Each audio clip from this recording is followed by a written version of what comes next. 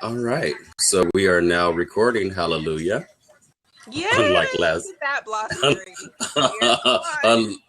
We are on and we are recording. Hello, everybody, and welcome to the Scandal Podcast. I am Langston Smith, sitting in for the creator and hostess of the Scandal Podcast, Jaha Knight, who we are currently waiting to join us. I'm hoping that she's still on board today. And as you all well know by now, we are working again with a slightly new format. That is the review of 3 Scandal Podcast episodes per podcast, with the exception of last week when we only did 2. And the reason we did that was because there was no episode that particular week, and also because it helps us to have our standalone season finale podcast episode. So I am joined today by our Scandal Podcast team member from across the pond, and of course, possibly this week's guest and host, original host, Miss Jaha Knight. So Katrina, tell them who you are and how to find you and what you've been up to. Hi, I'm Katrina Pavela, and you can find me on Tumblr at katrinapavela.tumblr.com, and I'm also on Twitter at #1feeling, and that's the number 1, not the word 1. And you can also find me on Facebook, facebook.com/Katrina Pavela. Hey.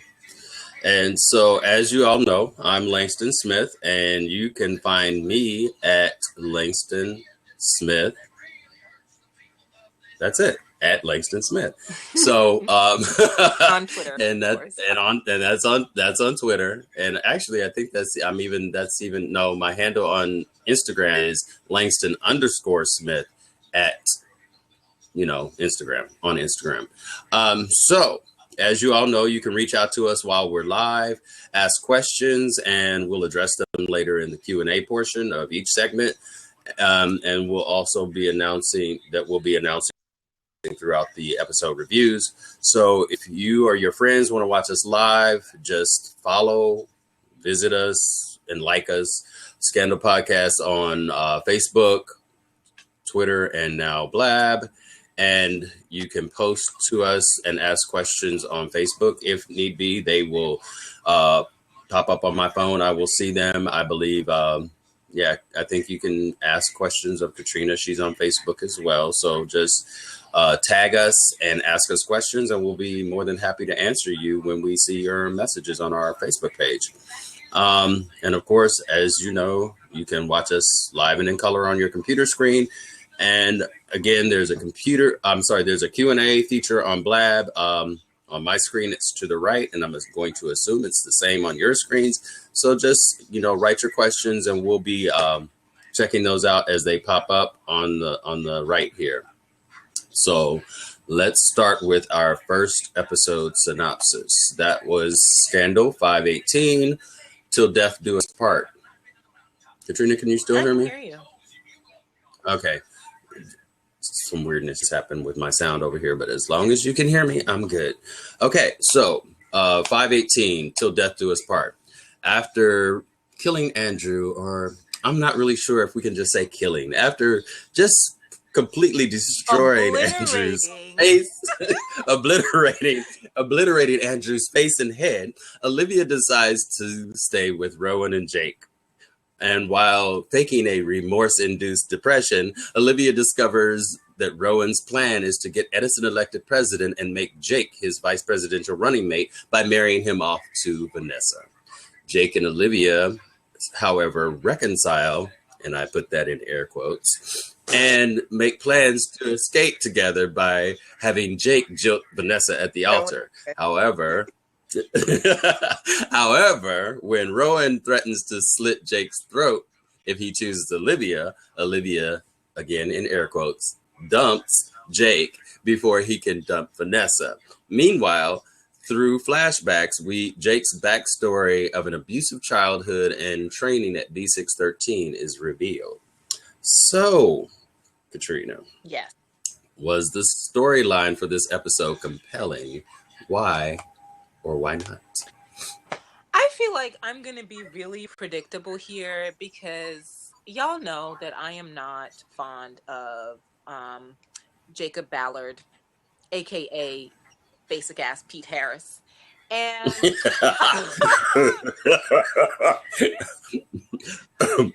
BAPH. Yeah. We just got an acronym now, BAPH. BAPH, okay? Basic ass Pete Harris. Pete Harris. And so an entire episode that was about him and his backstory, you know, wasn't going to be my favorite. But I will say that I did not find this episode boring or anything like that. I think it was well done and well put together. I just find that character annoying as fuck. And not just annoying, but a complete just like fraud and just frustrating in every way, especially as he perpetuates the hamster wheel that Olivia is on. So I think those were the frustrating moments for me. And she's in a precarious state, and he's still asking of her. And she's not really in a position to give anything. And I just find him selfish. But I did find it compelling in the sense of compelling and confirming, because y'all know I have, you know, I've talked before about how I thought why Rowan chose Jake for the mission for Olivia, he must find something in Jake of himself, some kind of identification there, like with their backgrounds and all of that kind of stuff.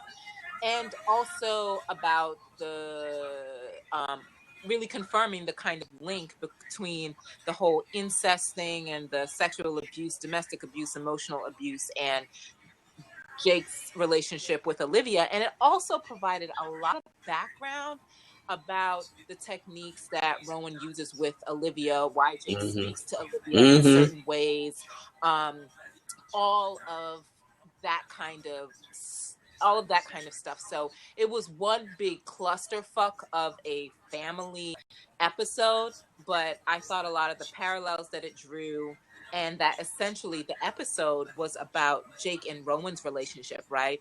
They are the ones that have a commitment to each other. They are the ones who are married. They are the ones till death do us part. First time ever I saw your face is about the two of them. It's not about Olivia and Jake. It really never has been. It's always been about Rowan and Jake's relationship and how Olivia gets used kind of between that, and also how Jake gets used between Olivia and Rowan's relationship as well. So that's what I thought. Well, for me, the storyline was, parts of it were compelling. The Jake stuff for me was not compelling because I didn't feel for Jake what I felt for Huck when we got his backstory. Both of them have the same situation where they were sucked into this, you know, into this life of assassins and spies and all of that stuff. And both of them were abused and all of that stuff. But something about Huck's life was much more compelling than what they showed us of Jake's life. Because he had an alternative life that he wanted. He was loved by someone. He loved someone. They made a child together. Jake literally had nothing. He was already trying to escape by being in the Navy, and he had no alternative that he could really return to, or anything that he wanted to be. So Rowan, in that speech that Rowan gives him, was really kind of his best option. And it still seems like he is until he meets Olivia and thinks that, oh, well, I finally found something. Right, I finally found something. But the thing is, dude, that someone or something doesn't belong to you. She's not a possession, and you can't compel her to love you just because you think you love her.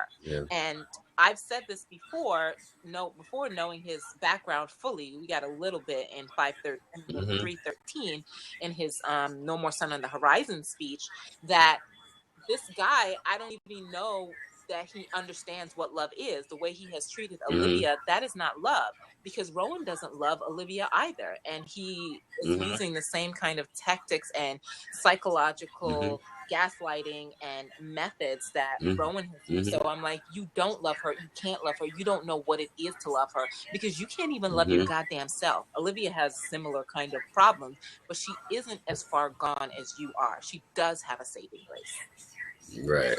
Because for me, because the one thing about Huck's story was he was a loner at first. Yeah. He was a loner when they snatched him up. And of course, when they asked him if he had family, of course, the answer was no. But then he met, Kim, and, and then but it became much more. Kim, remember? Right. No, he wasn't, he actually. Was. Remember, he comes home, they snatch him up, he goes to the primary school class, and he sees her, and then he tells her later that night when they're in bed that that's right. Oh, those CIA dudes are gonna love you. So he tells her about the fact that he had right. You. So they were already that together. He had the interview, right? But he just didn't have the baby at the time, and it became more real for him when he had the baby. Yeah. And became more real for him to hide it as well.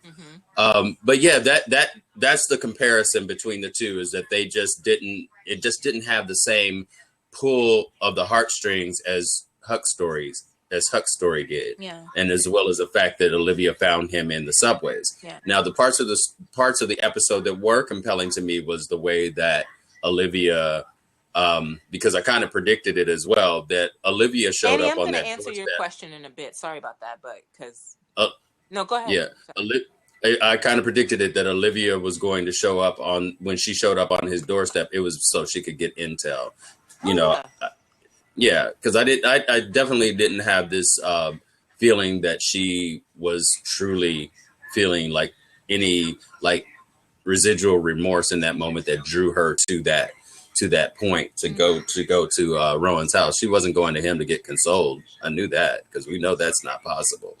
I think also she was going somewhere where she knew, or at least she thought, someone might take care of her, because she doesn't have Fitz anymore. She and Abby are on the outs. She just killed a man. Who are the two people who could understand that feeling and the fact that they had gone that far off the ledge? And they also told her that it was the best option to take, and that her father told her it was the only option. Was going to happen. So she really didn't have any. She's not going to go to her employees and let them see her in that state and try to take care of her, because she's too proud for that. So it seemed almost like her only option was to go there. And she literally kind of let herself regress to her 12-year-old self. Her father left her room as she was 12 years old, because she hadn't lived there since that point. Yeah. And so of course, the compelling parts of the episode again were Olivia faking that whole thing and then getting the truth out of Jake. And but Jake's backstory, the most compelling part about Jake's backstory was Papa Pope, was how getting to see how he manipulates and manages these young men to become who he wants them to be. Yeah. Because that sequence where he basically just laid into Jake and talked about his dad and the way that he raped his sister and all of that stuff, to the point that you could see Jake almost caving in on himself, and then Papa Pope going, "Oh, it's okay," reaching out to hug him and everything. It was like to break them and then console them. And that's exactly, like you said, what he does to Olivia. It's to disembowel them and then present them himself as their only option and saving, right? Right. And so that they become filled with him, and that's the only form of sustenance that they think they have. I think people who in some ways you can think of this as like extreme tactics or whatever, but people who have been in abusive relationships, or who have had family who have emotionally abused them or psychologically in lots of different ways, I think sometimes we talk about victims like, oh, they're stupid, or I wouldn't stay. Why can't you just get your life and get out of there? It's like, if you haven't been affected by that, you don't understand how difficult it can be to get out of those situations. Like, I have a family member whose husband is the goddamn worst, and that, like, I really can't stand him. My family can't stand him. I have another aunt who I've had to, like, physically fight her boyfriend before and call the cops to, you know, from this kind of stuff. So, like, I know of women and other people, and even where parents, and it happens to men. It happens to men. It happens to men too. Boys, we saw the ways in which, like, Fitz resisted how his father treated him, basically telling him that you're nothing without me. You'll never be as good as I am. Like, all those kinds of things. You're weak. You're weak. You're weak. You're this. You're that. Right. But the only time that they're pleased with you is when you're doing what they say. Precisely. And we see how Rowan does that, and we see in the past how he's played his soldiers off against one another, calling Tom his golden boy, right? And trying to get him to remember in season 4, trying to get him to stop Jake from spilling the beans about what he did to Harrison, and that whole thing, because he didn't want Olivia to find out. And he's said, we found out later in season 4 about Russell and that whole father relationship, right? That was the start of that we really knew what was happening there, and these flashbacks kind of reveal the full brunt of that. I don't think Jake is stupid for what's happened between him and Rowan. I just feel like anybody who is I think anybody who's a victim of something, that you can't really help them until they really want to help themselves. What they say, what's the first part of the 12-step program of Alcoholics Anonymous or any kind of Addict Anonymous, is recognizing and acknowledging the problem. And Jake has chosen time and time again to go back to his abuser, to his master, to his abuser. We've seen Olivia do really similar the things. Same thing. They're not in a position to help one another because they both have the same trigger, which is why their relationship always fails. And of course, there's a lack of desire there. Dick is not the same thing as desire. It's not the same thing as being wanted. It's not the same thing as wanted. All dick functions the same way, and in your mind, and it's another dick. So, like, it doesn't matter. Dick is dick. Right? Dick is not. Remember that, ladies and gentlemen. Dick is not desire. No, it's not. Woo, shit. Jahaz, I'm on. I'm gone. I think my brain just left my body. That was so fucking funny. Woo. Oh, but oh my God. Ladies and gentlemen, please welcome the hostess, the originator of the Scandal Podcast, Miss Jahaz Knight. How y'all doing? Oh, I hope you caught that last little comment. Yeah. Oh my God. You are crazy. I think that took me down. I'm looking at the hair. Look at her. I know. I was telling her it is massive. I was telling her earlier before we went on that she looks like a combination between Lupita Nyong'o at the Met Gala and nice. Vanessa Bell Calloway in Coming to America. Oh yeah, that's right. Y'all are absolute men. Happy Mother's Day, ladies. See? Yeah, hey. Not desire. I loved it. I was I was having so much trouble with Blab. I'm like, why have you forsaken me? I was in here, and then it kicked me out, and it did all kinds of stuff. I had that problem before. I had that a couple of weeks ago. We even had an issue last week, I think it was, where we went to process it to send it, so that it would save and everything, so people could watch it later on the replay, and it for like 2 to 3 hours it was just going, and it just never got itself together until I contacted them. So anyway, obviously, did you miss me? I mean, all of the props. Look, You only been on for like 2 seconds and already at 1:45. I appreciate that. I needed the love. I miss y'all though. I'm glad we're. Yeah. I'm glad I'm back. So this is awesome. And I did binge watch last night, so I'm caught up. Okay. So then we can ask you the first question too. You came in right on time because we were just wrapping up our own 2 answers to question number 1, which is, was the storyline for this episode compelling? Why or why not? The Till Death Do Us Part at 5:18. Was that okay? So Till Death Do Us Part. That's the one. That's the one with Jake's backstory. Oh God. I was like, oh God, your life is horrible. I don't want to know anymore. I didn't even want to be a participant in the shenanigans of learning Jake's life. Like his dad was gross. He's gross. I mean, because if you think about it in the context of how they're trying to frame the fact that Papa Pope is Olivia's father, her father, and then Jake is supposed to be her brother, then in essence, the incestuous.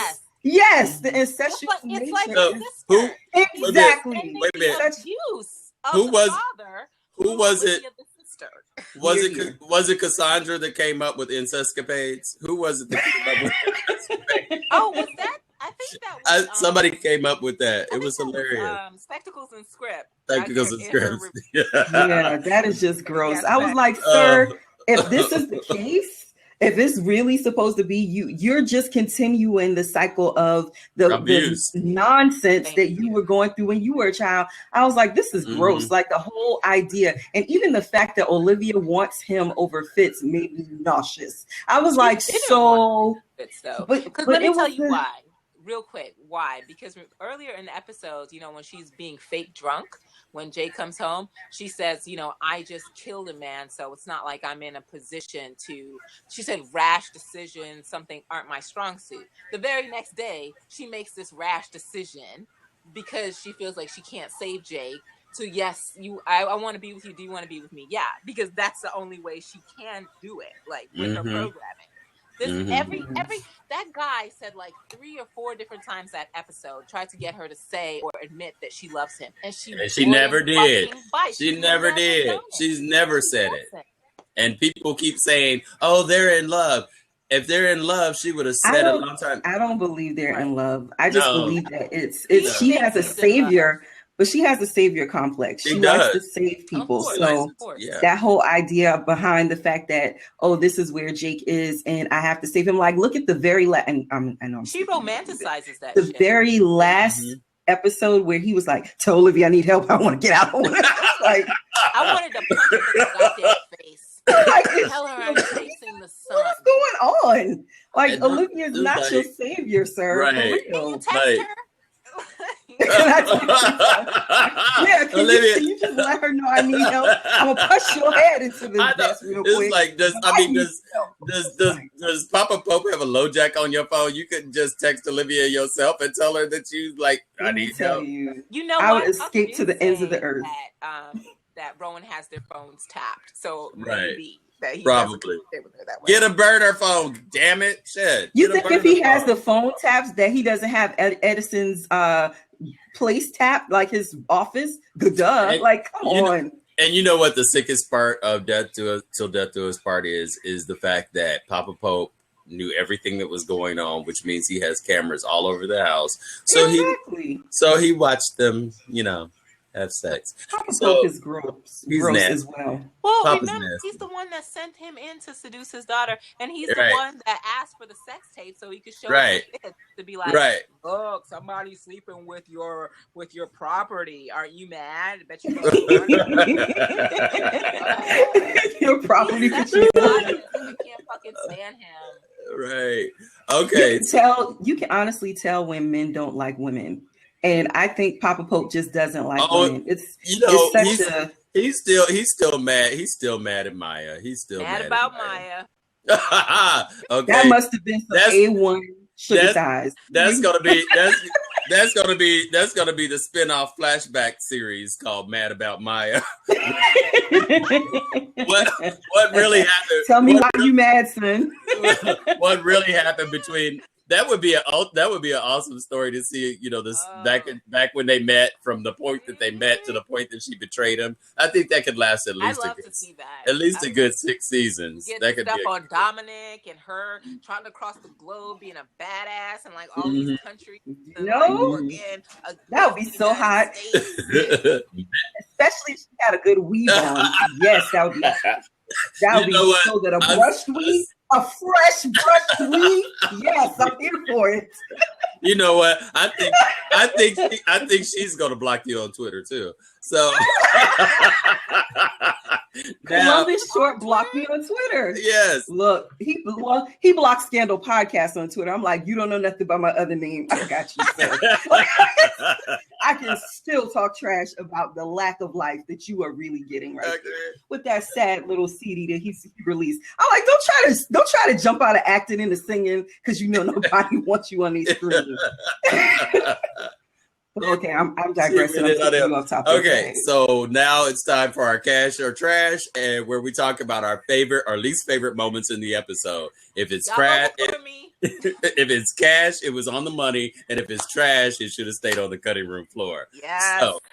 So let's start with you, Jaha. What were your favorite or least favorite moments? Your cash or trash? My cash was definitely when he went in that house and shot his daddy in the head. I was like, and sir, now you get some respect. Like just a little bit of respect. I'm gonna just give you a tiny bit.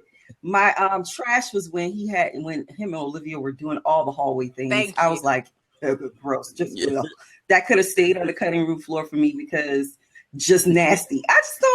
I don't understand. It's such a baffling. You remember he tried to act like he wanted to make love because at first she was doing their usual kind of fight me kind of thing, and he grabs her arm. And he's like, "Looks like no, I want to make this tender," or whatever the fuck he was like doing. Still gross. Still gross. And the other cash moment for me was when the girl was outside the door and Olivia was fake crying inside the room. I was like, yes.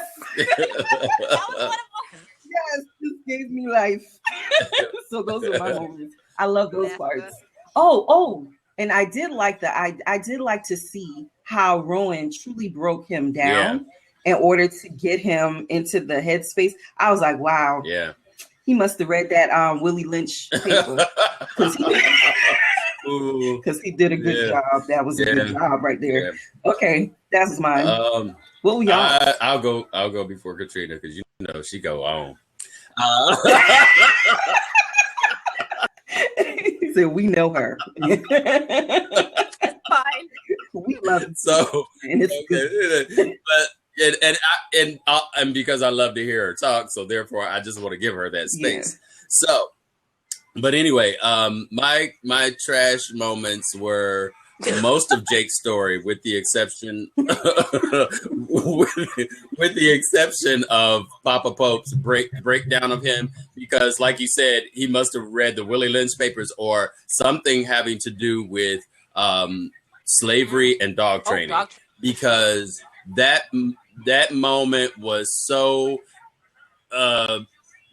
it just reeked of like a training of a dog or the breaking of a slave, because when they brought Jake out of the hole, or maybe it was before when Charlie was beating the shit out of him, and then Papa Pope walks over to him and tries to reach out, and he jerks back, and then he goes in and puts his hand cups his hand behind his ear and says, "Good boy." I was like, damn.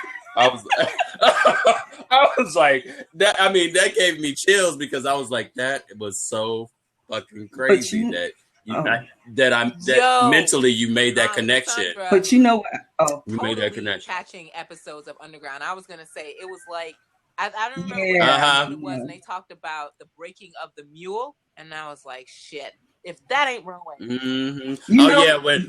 When he was talking, when the preacher was talking, and when the preacher was talking, and he was kind of giving that shade towards the mama. I was like, ooh, So damn. look, Yeah, this is what I that was wanted to what I throw was in getting. there before y'all move on from that topic. I actually like the fact that it is showing America their biggest fear, like a black man controlling a white man. That to me is so poignant. Oh yeah, That episode was really poignant with that part, because it's like, this is your greatest fear. This is the thing that you really don't want to happen, and it's showing you right in your face that we can control them as well as they can control us in that sense. But So I like that part. But yeah, and that's what I got. But I want that. That's what I. But it shows it from a different perspective, so they can see what we experienced. Yeah, and that's what I got from that moment too. But I just want to tell y'all, white America, if we was gonna do it, we would have been done it by now. So stop it. So anyway, I'm just saying, stop being afraid. You said, Jaha, but I think that's really I think that's a really good point, and I think it helps us to understand also how it is that Jake fans sympathize with him, yet they don't treat Olivia as a person, right? She's like this object. Mm-hmm. She's a slut. And they she's primarily care for Jake. So Jake, because of his like supposed puppy dog background, even before they saw episode 518, like somehow Jake deserves Olivia for all that he's been through, and so it becomes about him and the suffering that he's undergone from Rowan, and Olivia isn't allowed any humanity in that. She becomes infantilized as the thing that Jake deserves. It's racist as fuck to me. I read this whole blog where this person talks about describes Olivia as sister and lover, but the whole blog is really about Jake and poor Jake this, and how Loves is to save him and Olivia owes him that, and blah, blah, blah, blah, blah. And I just thought, people make me so sick. And how many times do we have to, how many programs and how many ways do we have to show Black people's humanity for white people to repeatedly disregard it and sympathize with the white person in the narrative? And that's why I get really pissed off at people who want to rail against Shonda, talking about, oh, she's just here for white feminism and she lifts Melly up, and they have all the sympathy for Fitz, but they have none of the sympathy for what Olivia is going through. Sometimes it's wrong as she can be. Like, it pisses me off, right? And it pisses me off that Black artists can't show this shit the way they want to show it, with where subtext want to do, when they're getting railed for not giving the big Black power fist one moment, and then the next moment not being like Black enough, or why are these white characters so sympathetic? And it's like, how many which ways do we have to show this shit for you to get it through your head that when white people don't want to regard our humanity, they just will not do it, because frankly, they don't have to, no matter how much or how little you show. White people gonna be white, and that's it. White people gonna be white. And you know what's crazy about that? Take me down, Jesus. Take me down. This is the moment. This is the hour in which that shit will be delivered. And this is the funny thing: if Jake was a Black character, he would not get the kind of sympathy that he's getting. No. All of the sympathy would be for Fitz. But the fact that they're showing the dichotomy of it being a white man being kind of tamed by a Black man, and then you look at Olivia and the fact that she's over here trying to save everybody. We are typically, as a woman, we are trying to save broken, beat down, sad. But right, really... but then doesn't that also kind of reverse the whole idea of the white savior? Because remember, we have all these movies and we have all these television series or whatever. It does, where white people always have to save us, and here's a Black woman trying to save a white man. But you know, honestly, if you look at when he tries to save, whenever Melly tries to save the day, she always causes more shit or she fails. Like, white people in this narrative are rarely allowed to be the white savior. You know what I mean? Like, that's why Olivia was dressed in white so much, right? She is the white knight, or at least she was. She isn't right now, because she's in a position where I think she's starting to learn that this shit, this save everyone, especially as a Black woman, She will can't. destroy you. She can't You will handle have it. nothing left for yourself. And this is the exploration that Shonda is going on. And it's so frustrating that people who can't fucking read Mhm. don't see what's happening, and all they want is this quaint love story, and fuck Shonda for not giving it to me. Right. That says I'm that like, because I'm they like, need to read Fannie Lou Hamer's speech. because that's right. Because this show is so much more than just the love story and the love triangle. And I can't even call it a love triangle because only two of them are in love, while the other one is like, you know, like the way station. And so I'm just saying, you know, he's just an underground railroad. He's just Olivia's underground railroad to Fitz. Just stop it. Just stop it.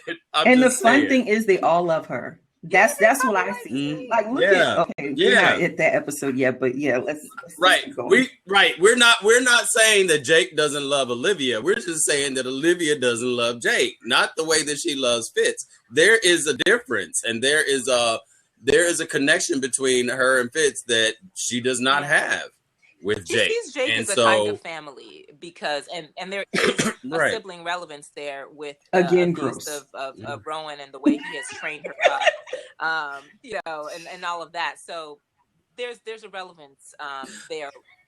Y'all got me wanting to give my brothers church hugs because I'm just. Oh my God!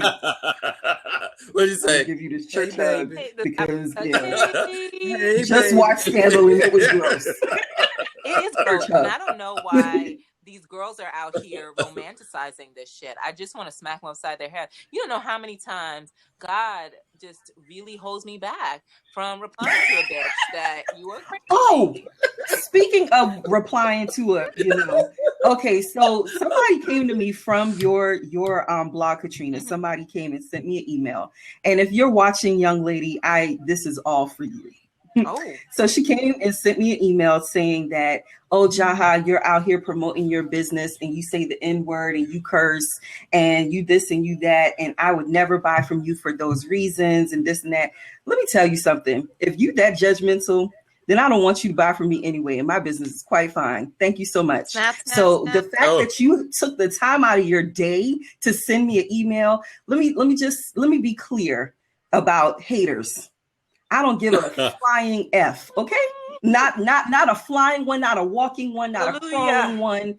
I'm just letting you know that you took the time out of your day to write that, and it went straight to the trash. Straight to the trash, because I don't play that. Like, I'm a grown ass woman, and until you start paying my bills, you have no opinion about what I do in my life, what comes out of my grown ass mouth, or anything in between. So I just wanted to share that with you, young lady, who sent me this email. And for all of you that would love to send me an email about any such shenanigans of foolishness and bullshit, do not try it. That's just all. That's all. And I said I wasn't going to curse today.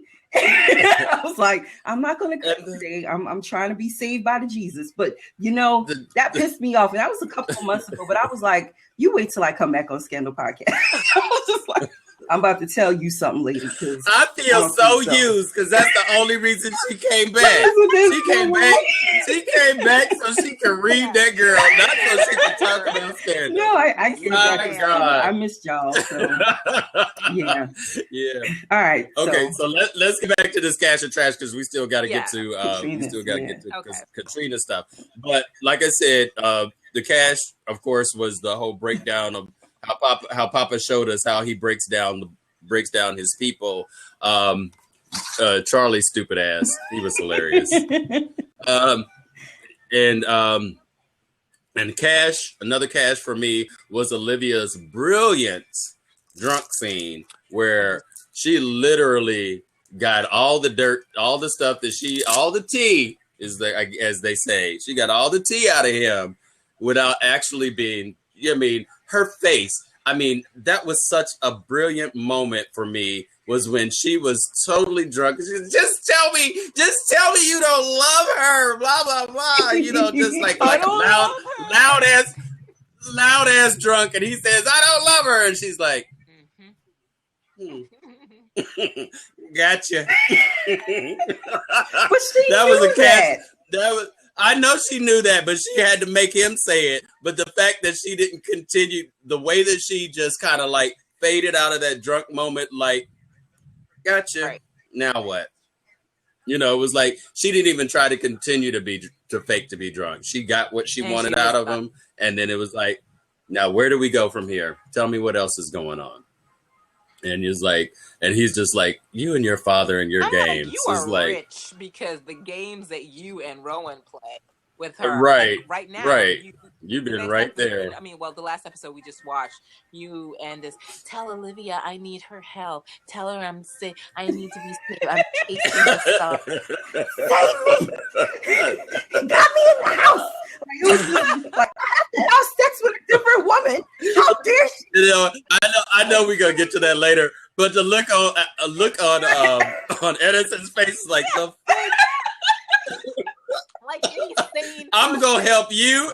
You just smashed my head into my desk, and you want me to deliver a message for you? Absolutely. Fuck you. Absolutely. This is the thing, though, Jay. Like, Olivia actually did kind of save you and give you a way out because she has upended Edison's presidency. So your father now has to figure something else out. Why the fuck can't you, like, find your way out of this? Like, why are you constantly leaning on this woman to tell you what to do, to rescue you, only for you to voluntarily go back to this man?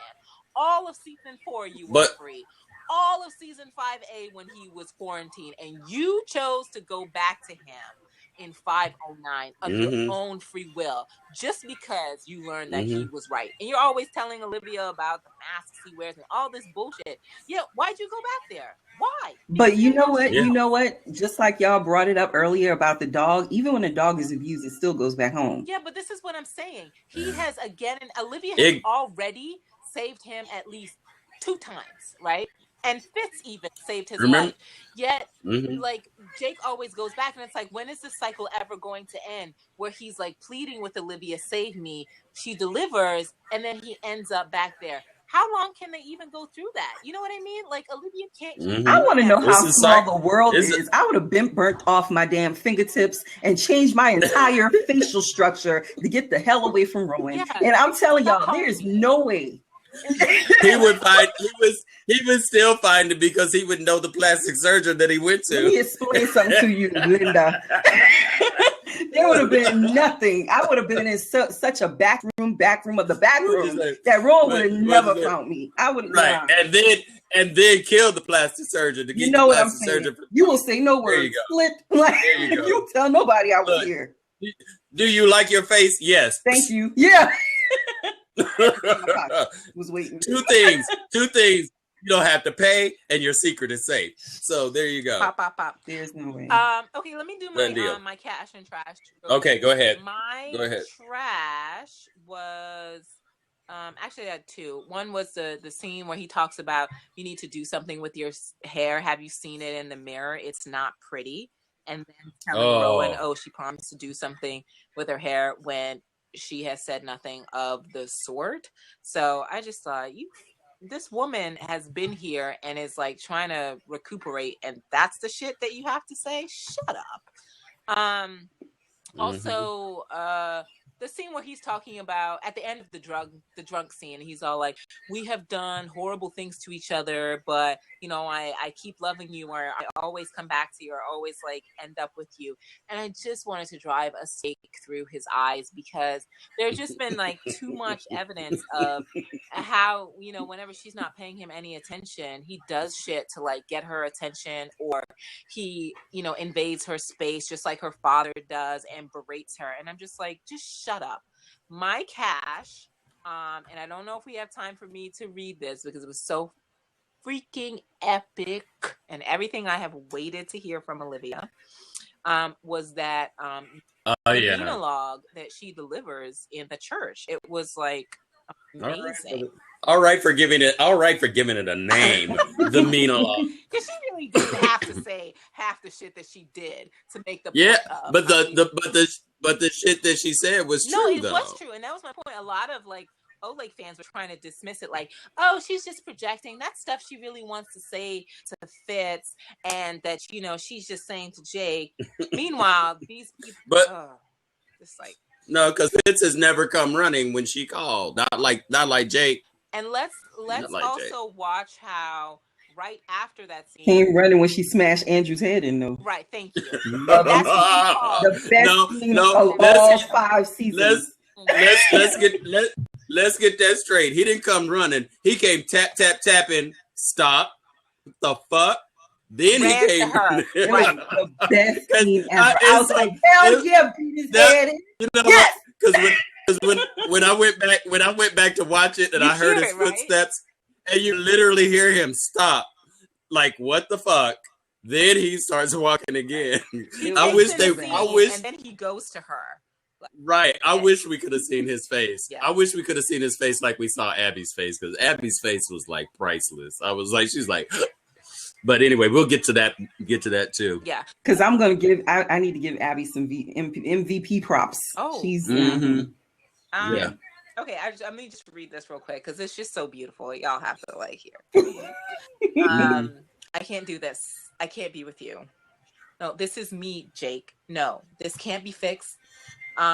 What always happens, I think I want something. I think I want to be with you, be normal. And Jake, listen, I can't be with you. It's not even just that I can't. I don't want to. So you should just be with her. Marry Vanessa. You're not good enough for me. You're weak. You need me too much. You need me to tell you what to do and how to feel. You were never an option for me. You're an escape, someone to toy with. You're a yo-yo, a booty call, a side piece. And frankly, it's embarrassing that you still haven't realized after all this time that if we were together, actually together, I would tear right through you, destroy you. I'm not scared. I may be horrible because I'm abandoning you, because I always abandon you, but I'm not scared. Not the least bit. You're wrong and pathetic. I could tell you 5 minutes from now that I want to be with you and that I want to save you. You would crawl back to me, forgive me every single time. Do you honestly not know by now? I'm in love with Fitz. I don't love you, Jake. I love him. When I'm with you, all I think about is him. Fitz is who I choose. He's who I will always choose. You are just a lesser version of him, a sad reminder of the man I truly deserve. If I couldn't make it work with him, why the hell would you think I could make it work with you? Good luck becoming vice president, Jake. You'll need it. Oh, it was so good. Yes. Everything that needed to be said. Yeah. Yes. And you know what? Sweet Sage, you called him a yo-yo. All the way, baby. No, not future Tubmans. Okay, but check it out. I just want to tell you that in your reading that just now, you sounded just like Shonda on the Year of Yes, because I've been listening to the audiobook. Oh, really? And you sounded just like her. I was like listening to Shonda read her own script. Oh, Lord. But that was a phenomenal moment, because although, you know, she had to make him hate her or make him realize that this just wasn't going to happen, regardless of the fact that she had to pull out the stops to say what she had to say to get him over it. Majority of that was true. Oh, yeah. Like you said, that was true. Especially that stuff about tearing right through him, and the fact that 5 minutes later, if she were to turn around and say, "Okay, Jake, I lied, whatever," he would come running. Yeah. He would come running because he's done it every time. And that's every kind time of what happened just days before at her father's house. You know, 1 minute she's manipulating him, and the next minute he's like, "Run away with me," you know, whatever. Yeah. He ignores his I love yous, and he really is that pathetic. She probably poured half your liquor down the sink and sat there and pretended. Look, dab some of it around her throat to make you smell it. Faked the whole 10-15 minutes of being drunk, and you fell for it. Gave her all the intel that she wanted to know, and then she sat back and said, And then the next day you like hungry like a puppy. And that's what I mean. I was serious the other day when somebody said something on Twitter, and I just the young lady was like, I'm confused or something like that. And I was like, what are you confused about? And I just, when she explained that it was just like she couldn't figure out the whole Jake thing, I said, just remember that Jake is just a puppy,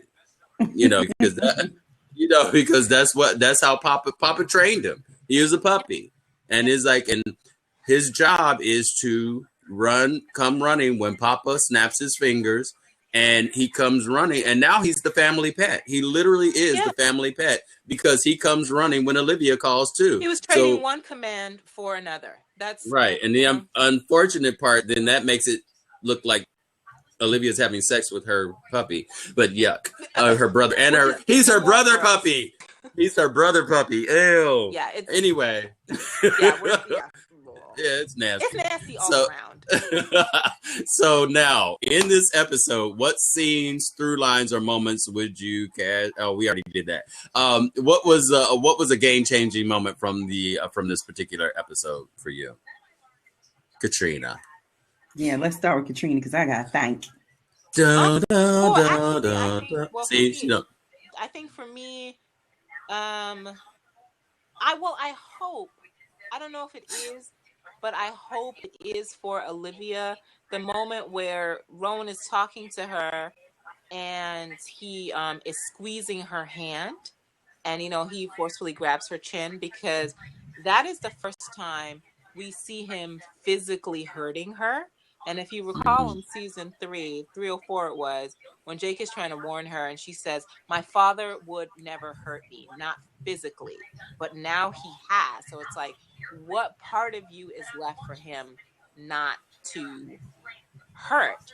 Now that he's even crossed that line in your mind, like 48 hours earlier, this man said, that's my girl. And now he's just told you that he's disowned you as his daughter. So is any part of that a game-changing moment for you? The other part for me was, I don't know if it's game-changing, but I just thought it was a really great contrast to show just how dysfunctional these people are and what normal actually is, when Vanessa's standing outside the door waiting for Jake and he's like, go on without me and I'll try to catch up. And she's like, the fuck, you'll try to catch up to our like engagement party at the White House? And he's like, look, she's having a tough time. And she says, don't speak to me like that. Why are you speaking to me like that? And that brings out the point that that shit that Jake does, and he's talked to Olivia like that a lot, you have no fucking business like talking to anybody that way. And Olivia has done that shit too. And it's like, this is not normal. So Vanessa provides that kind of buffer to contrast with these people and their fucked upness, because she doesn't know about any of this stuff. Cassandra says somebody needs to call the Department of Children and Family Services on Rowan. Okay, because whoever Olivia ends up with and has a baby with, that child is gonna. You know what? That's why he revealed that secret, because he's pissed because she got rid of his grandbaby. But that makes a lot of sense. He's looking for one more child to fuck up. No thanks. I would never. So what about you, Jaha? What's your game changer? Because then we're going to move on to questions. That she doesn't want to have to expose any children to his. I think that had a lot to do with it too, because as well. She knows she's fucked up. She can't raise. Right, because if she had a baby by Fitz, Rowan would have treated that baby like shit. So she did. I mean, even though it would probably break.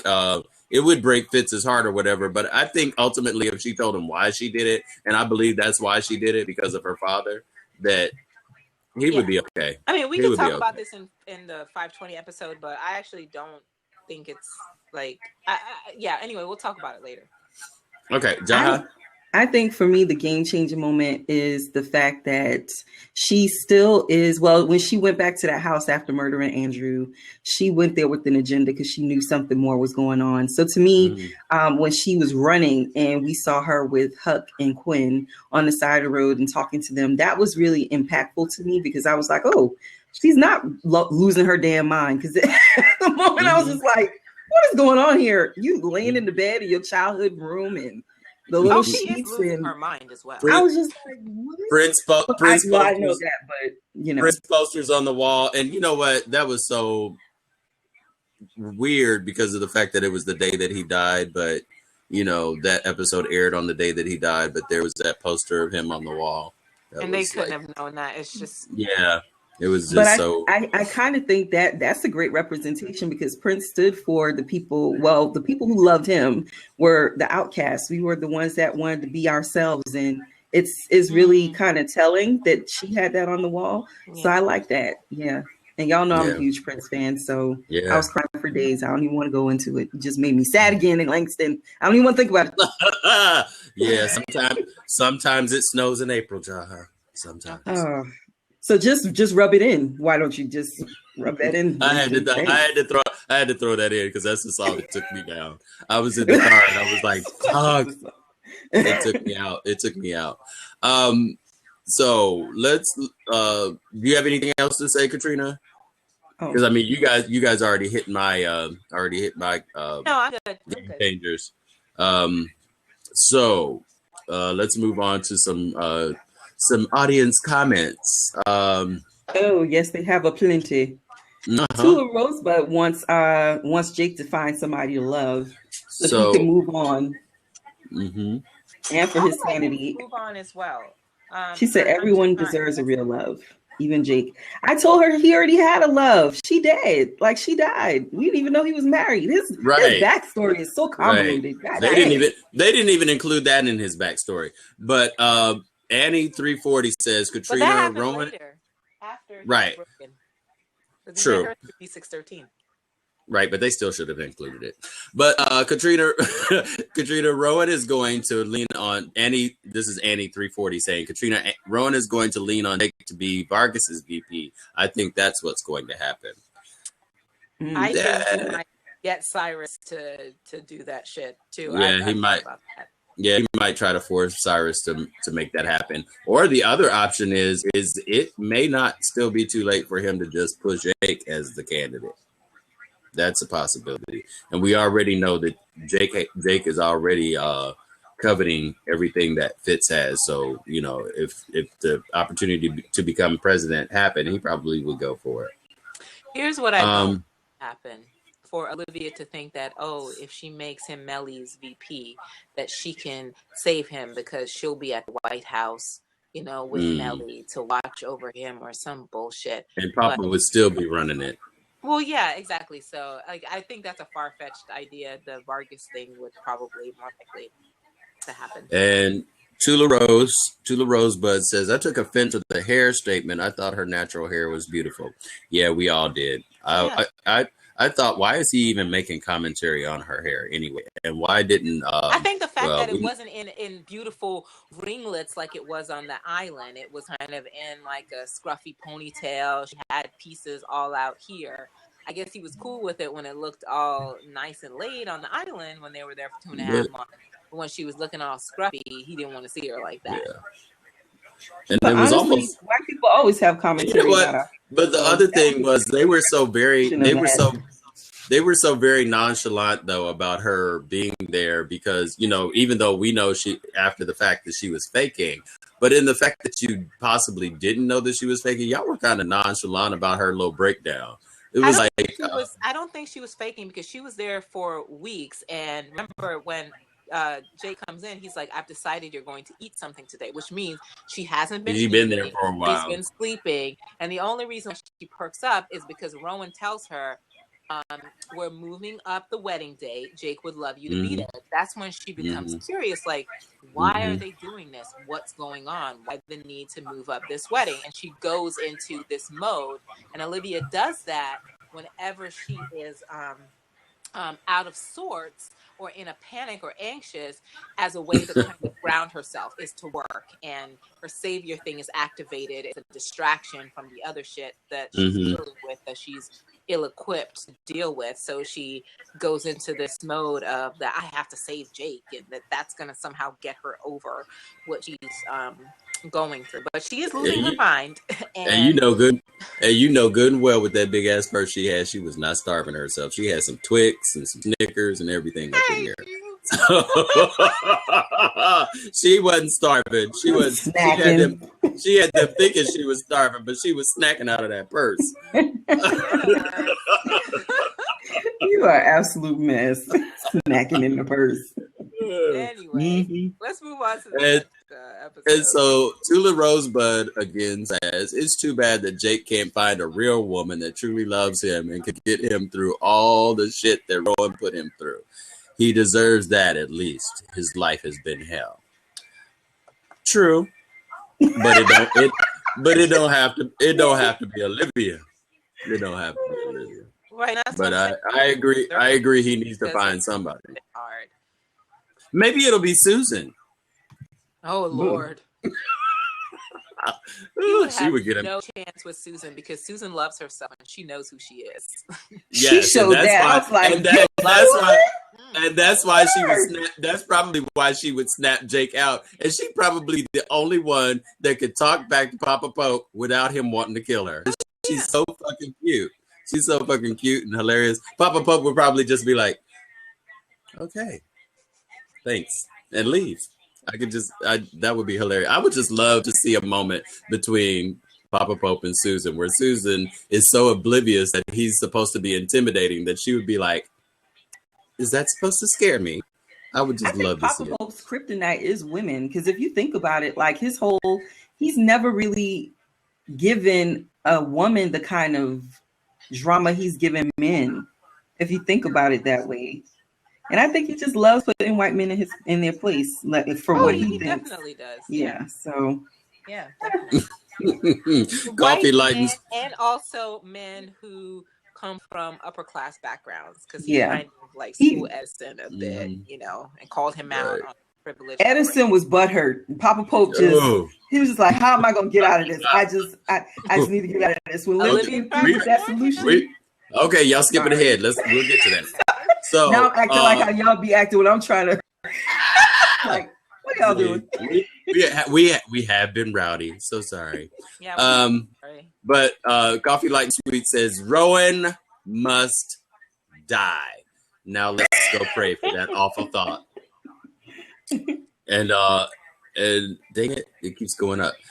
Bright Eyes 1105 says he needs them required parenting courses. He needs supervised visits.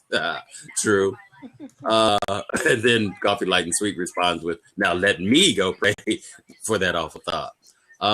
Why does Olivia want the White House? Does she want Fitz back, or is this still all about Rowan's love and approval? And that's at Tula Rosebud who asked that question. I don't think she wants Rowan's love and approval at this point, because she's figuratively killed him. She does not want him around in the traditional sense, but she's tolerating him and patronizing him in some ways because he wants to be in control. So she doesn't want his love. I think she wants the respect of having control of the Oval and having that power slip away from her without the requirements. Like, because Fitz put so many other things on her plate that she wasn't really allowed to do what she really wanted to do with her life. I don't think so. Did you watch her in 507? I did. Look, I did. What I said. No. Let me finish. I'm just going to look. Excuse me. I'm getting fading. I'm ready to fade in the background, y'all, because this is about to be something. Such as, whenever you say that, Jaha, tell me what it is that he put extra requirements he put on her plate. That's what I was about to do. Okay. Y'all just blitzed all over my mouth. So all the extra requirements that he put on her was White House, First Lady duties, aside from what her advisory capacity was for everything else that he wanted. And she still didn't get a chance to run her business. So there is that. He did take away her ability to be autonomous in that space and do what you can shake your head. This is my opinion. So he did take away her ability to be autonomous. In fact. Well, Jesus Lord, can I finish talking? Like the rum, I'm drinking it. I'm like, please. Please. I haven't eaten yet. Y'all making me lightheaded. Stop it. Actually, John, I'm part partially playing because I actually have a legit grievance with the writing of 509. It's a problem with the way the information gets presented. Like, it's an issue because the time period between the end of 508 and 509, where we see Olivia and Fitz actually working together. We see them side by side in the Oval, taking duties on what they're going to do to handle the whole. And I did get let that. me finish. Let me finish. Right, the time period between then and listen between then and 509. Kanye, your ass. I want to emphasize this. It's 2 weeks. 2 weeks, and in the 2 week time, we don't see anything of Olivia and Fitz like actually interacting except for her at that party. So we don't know what was decided between the two of them about her Oval activities and her First Lady activities. All we know is that what was decided was the charm campaign, which you can't tell me was forced on Olivia as being the PR maven that Abby taught, that she entirely just like sat back and let that shit happen to her. But she always say no one can have power over you unless you let them. Secondly, up until that 2 week point, Olivia was going back and forth between OPA and running that Oval, and we saw that. So people trying to say Fitz was putting all this extra stuff. Yeah, moving her into the White House in that domestic capacity, I think it was a mistake that she shouldn't have moved into the White House. I completely agree with like how that happened. I think it's complicated. But her reason for leaving and saying that, oh, you're caging me and all this thing is partially bullshit to me because there's a lack of communication on their part with how this thing actually played out. 2 weeks. 2 weeks they were there, and we hardly see anything of that transition. So it's really difficult for me to believe that all of this extra burden was on Olivia and why. If it wasn't Katrina, she would still be there. But you know what? No. If it wasn't, let me finish. Let me finish because go ahead, Kanye. Y'all dropped y'all mics. Let me finish because I actually had a legitimate. Why are you showing us? Wait a minute. Why are you showing us your breast and panties? Sir, what the hell? I don't have on panties. I have on shorts. So okay, all I saw was thighs. All I saw was breasts and thighs, like a short pants, like a trussed up chicken. Jesus, help me, Lord. Oh, don't believe me, Langston. I thought you were showing us what? No, I was trying to get my dry erase marker. Sorry. Anyway, the point to me was, and it fell down in your lap. It conveniently fell down in your lap, and you needed your camera to see it. He just ain't gonna let it go. He just ain't gonna. I have on short pants. I don't sit in my office butt naked, literally. Anyway, the point is that Olivia would still be in the White House if there wasn't a problem in some capacity. It may have been their communication or what have you, but I think, and this is my opinion, so I feel and I think that he gave her too many responsibilities without giving her the room to breathe and be herself, because there was a lot of stuff that she got put on her plate that she did not want on her plate. And it's largely due to the conversation she also had with Melly, when Melly finally said to her, "Why did you leave?" And she was like, well, I don't have to explain, but yeah, you left because you were comfortable. She was comfortable in the capacity with being a side chick. And I'm sorry, that's just what it was. She was comfortable. She does not want the responsibility of being the main person. Partially why I feel she is dealing with Jake in the first place is because of that. It's because she doesn't want the responsibility of having to be the everything to somebody. Because that's a lot of work and it's a lot of pressure. So I think that I'm just gonna say I have a grievance with Tula Rosebud. I'm not finished. Tula Rosebud, you started this shit. I finished. You did this. I'm finished. I'm just saying that the responsibilities of running the Oval with him, not only that, but also being the first lady. She never wanted to be the first lady. No. And she has a negative view of being the first lady. That was also put into her head by Rowan. Exactly, by Rowan. But I totally believe that kind of played a part. And yes, she was running OPA, but not really. Because if you see the way that Quinn was talking about, like, you just left us. She wasn't running that company. Yeah, but like she wasn't concerned about the fact that she had left them during the time. But that's the problem, though. Yeah. That's the problem, because you want these people, like even a few episodes later, I think that was maybe last episode or whatever, but that she was like, "You're supposed to be over a cliff with me. Are you serious, bitch?" Right, exactly. That's literally what I said in my head. Are you serious? Yeah, you left these people. You've casted them away. You have literally thrown them to the side and let them fend for themselves. And you're going to come to me and say, I'm supposed to be over a cliff with you? For doing what? Hanging on by my fingernails? Like, she has totally left the shop in here She's repeating and physically. Those abandonment things that she's learned. She That's what is. family and her family people do to each other, right? They abandon each other and come back when they need something. But then she wants to save people. You can't have that kind of dichotomy going on. So, Well, like, exactly. the whole idea of her being in that space with him, something was wrong, because She there's was no way in the unprepared. world. Okay. But unprepared is No, cool, but Can I say, Jaha, that I actually agree with a lot of what you're saying about Olivia being unprepared, about like it was too much for her being in that space. And she says to Melly in that conversation that, you know, she left because she was scared. And yes, she was scared because she's not used to like giving her full self in a relationship. I don't even think she gave Edison her full self when she was in she that definitely relationship with him. didn't. And she wasn't in love with him, right? She's used to And he's bitter about it. yes, he is compartmentalizing herself in all parts of her life. And for Fitz, he is emotionally demanding, but that's also the person that she is the most drawn to.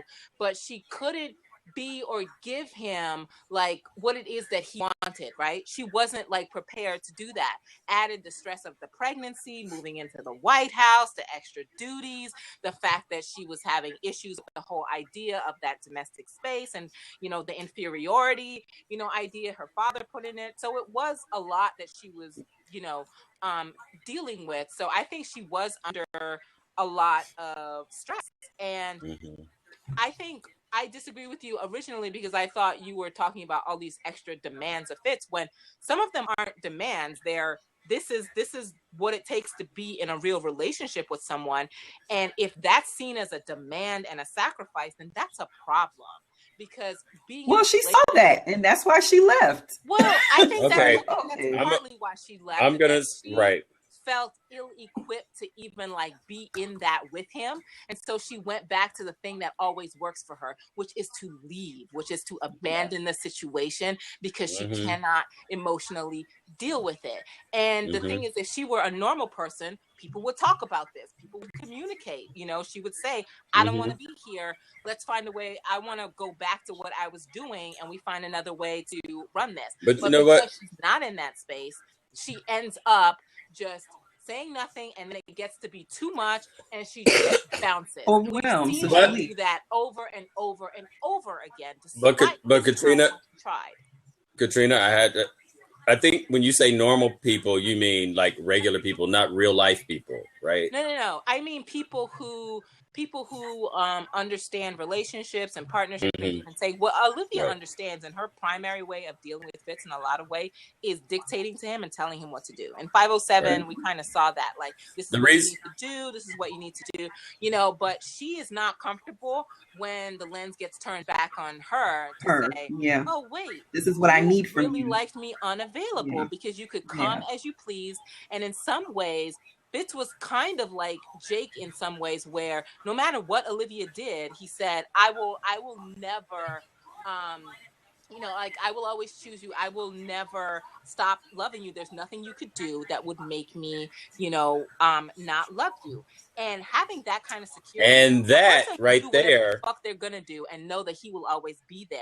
And I hope what happens is the parallel going on with Susan and David, where if Olivia feels like she wants to come back, I really feel like the answer should be no until she goes and deals with her stuff, because she doesn't need that additional stress. Like, she really needs to just be with herself and try to figure out what it is that she wants in life.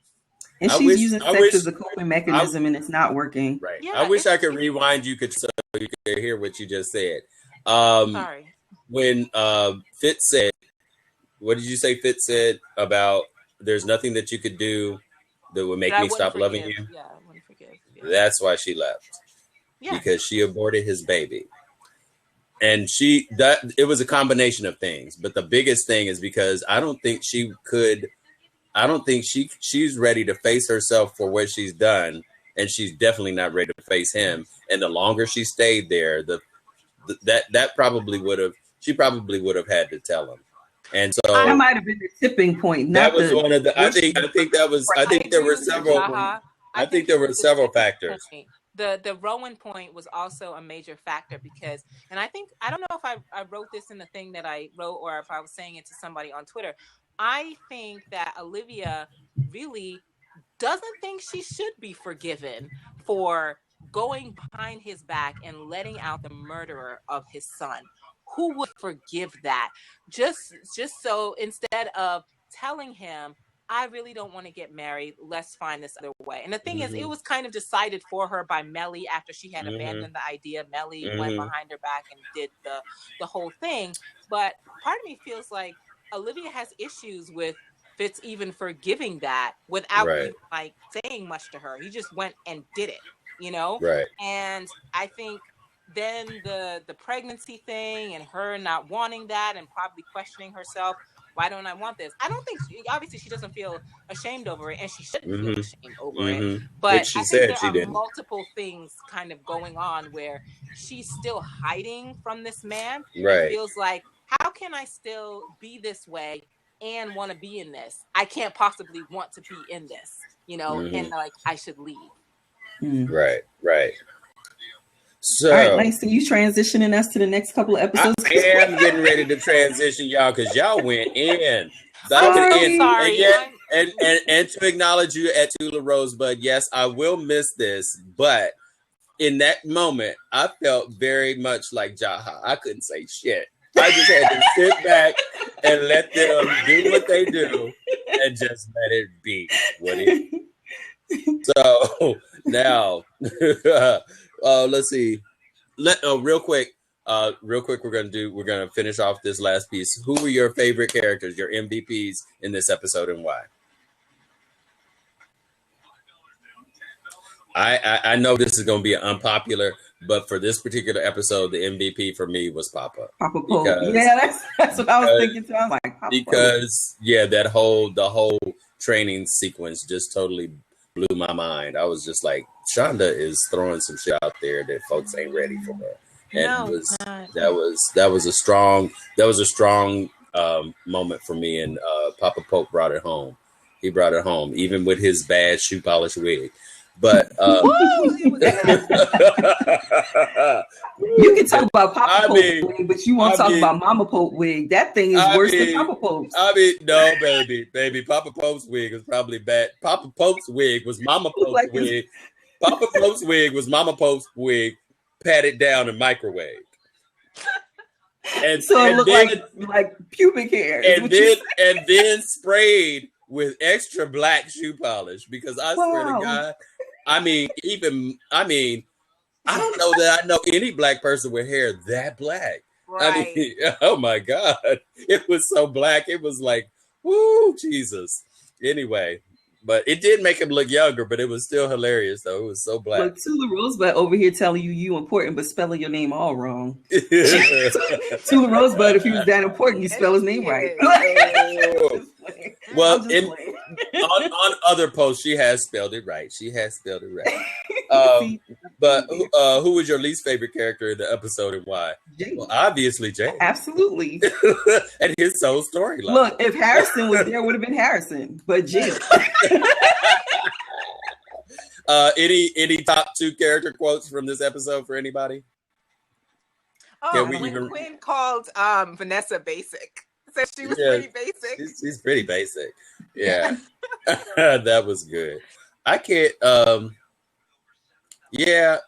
really think of any from that particular episode that jumped out at me other than that one. That was it. All right, so moving on to 519. Buckle up.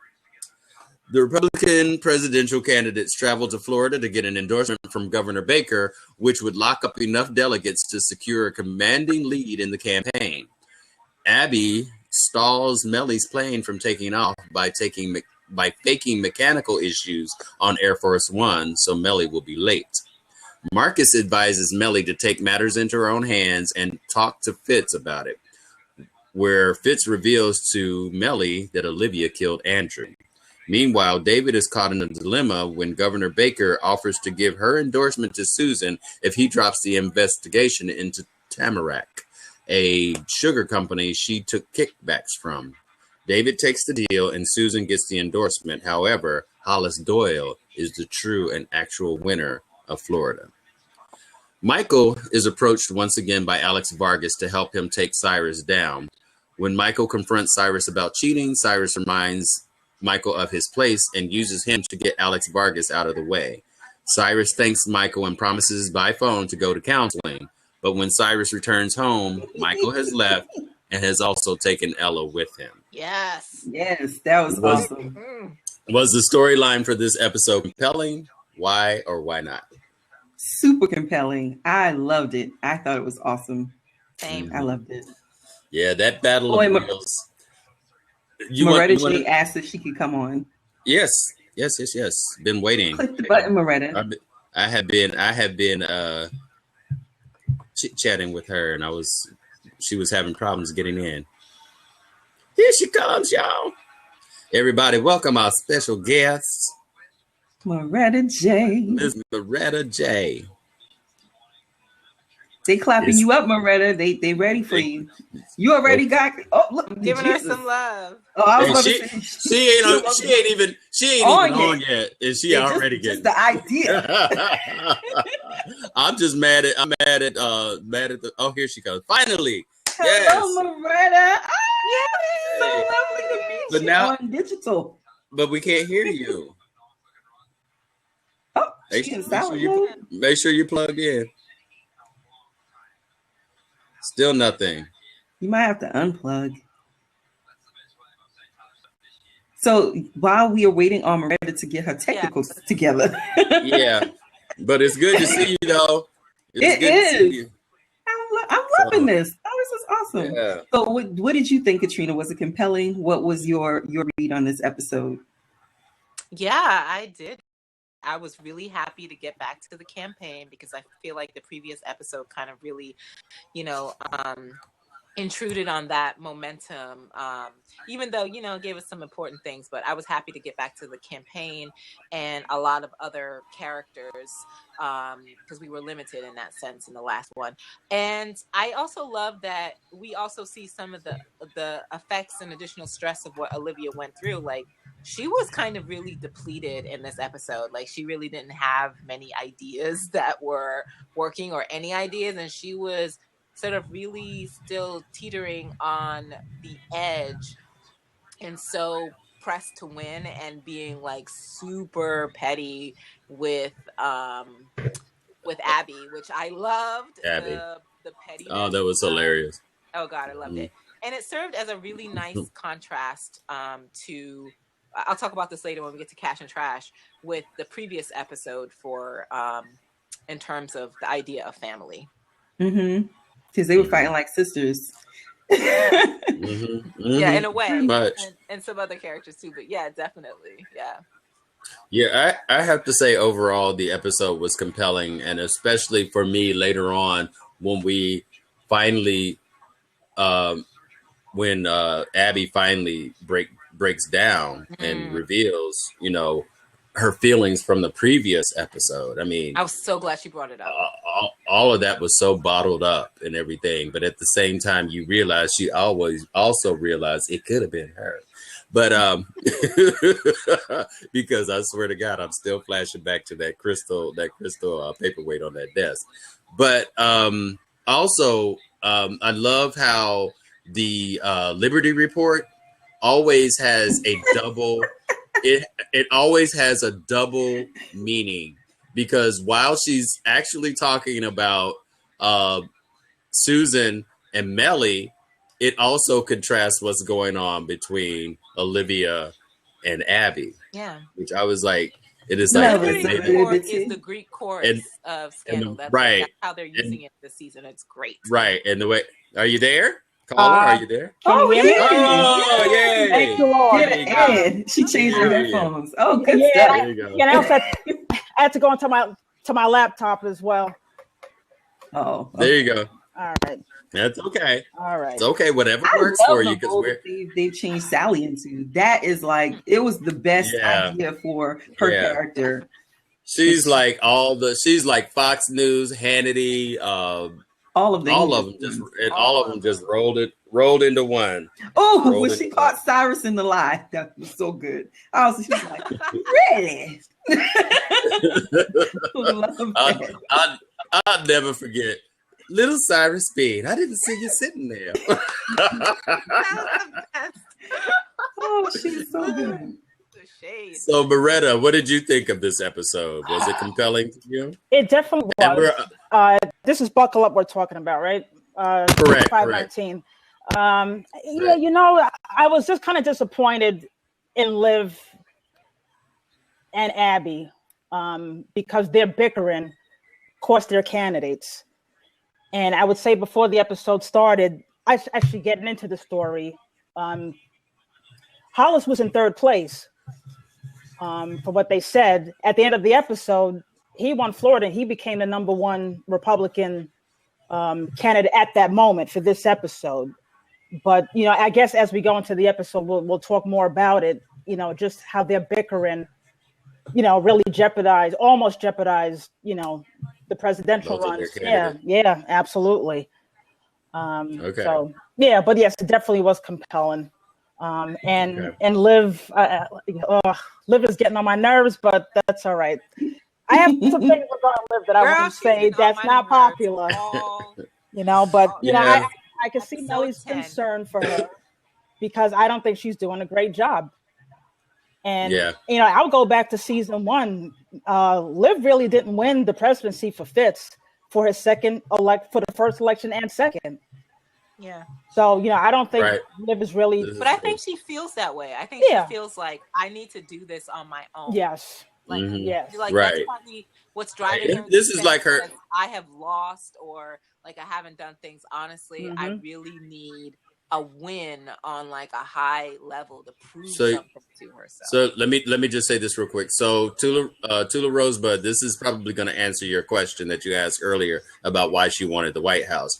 And ultimately, it's because she wants to do it legitimately, because both times it was not done legitimately. So go ahead, Katrina. Also, Tula, I think people forget this bit of information we found out in 504 when they showed the video of Liv from law school at at Georgetown, that she identified back then as a law student that the White House was the ultimate place where she wanted to end up. So that's always been her goal, is to get to the White House. The thing is, Olivia doesn't know a White House life without Fitz. Because the idea of her relationship with him, her emotional ties to him have always been bound up in the politics, right? And their love sort of like traverses all that. So it's never really been separate. And right now is the first time that for her, in some ways, that feels kind of separate. I'm not sure like it fully is. So I think she wants to know, what can I be there without him? Because people don't want to acknowledge this. She has relied on Fitz's power to help her business. She made her name off of like having worked at the White House and having like gotten him to be president. So her power and where she is as an institution, as much as she is brilliant and smart, and her Papa taught her all this stuff, her being adjacent to that White House, to that administration, and to Fitz has also garnered her a lot of positive outcomes with clients and all of those things. So part of me feels like she wants to prove, like, who am I without this man? Like, you know, in my life, and without like that influence. But she also actually needs to be asking herself that question about her father. Like, that's the man that she needs to be finding out, who am I without him? We also might consider the fact that she identified the White House as a goal early on may have been part of her programming, so to speak, from her father. Yeah. So she I knew agree. that. She knew that pretty early on. And whatever, and her liaison, as you might call it, with Fitz was upsetting that plan. Whatever it is, whatever his true plan was for her, her relationship with Fitz has sidelined that, and maybe that's a big reason why he's been so against it. So Until he was for it when she was running the Oval, as he said Right. in 5'10". Right. Ring of fire was around you. You were running the Oval, and he was, clueless or wasn't the wiser. Yeah, I think the problem for her came when she was moved into the domestic space of the White House. That's the part that tipped her over the edge. That she was like, "This isn't greatness. This is mediocre. This isn't where I'm and what I'm supposed to be." And the other thing we might want to acknowledge is the fact that yes, because Cyrus was the lead campaign manager. She was almost secondary to Cyrus, which is how Cyrus became chief of staff. In reality, if it weren't for the fact that she was sleeping with Fitz, she should have been the chief of staff, because we saw her do a majority of the work on that campaign. That closeness of always being there to coach him and stuff like that. We didn't see Cyrus doing too much of that. Cyrus did some strategizing, but Olivia was the one plucking people off. He was busy.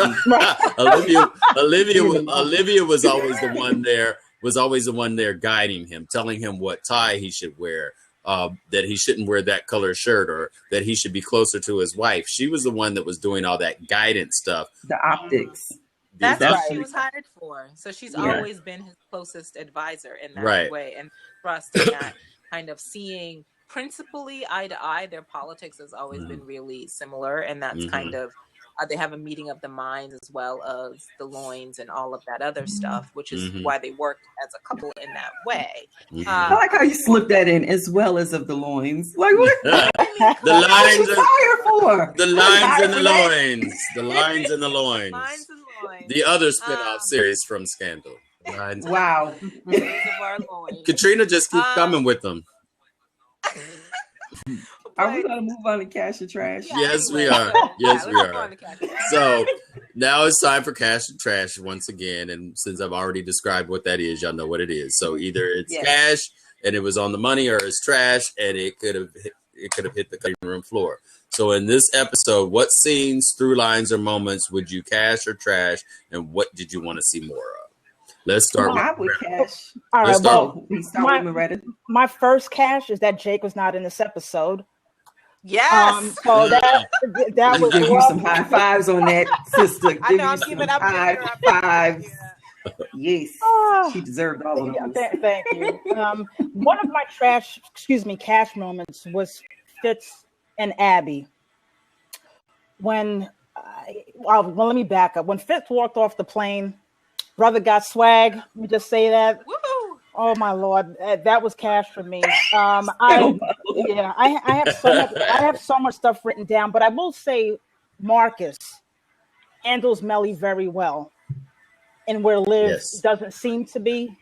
And I have to give Marcus his props. I really didn't like his Melly ready for the D. Yep. Oh Lord, don't even go there. Thirsty. Remember what Katrina said. Dick is not desired. Look, Melly looked at Andrew like, I don't want to be, but you going no. I don't want to touch you. I don't want to whack the jewel up the side of your mouth. That is gross. Like, but she was drooling after Marcus, like Marcus, like how that lady did it. So let Maretta finish her cash. Okay, and then my also cash moment is Melly talking to Liv.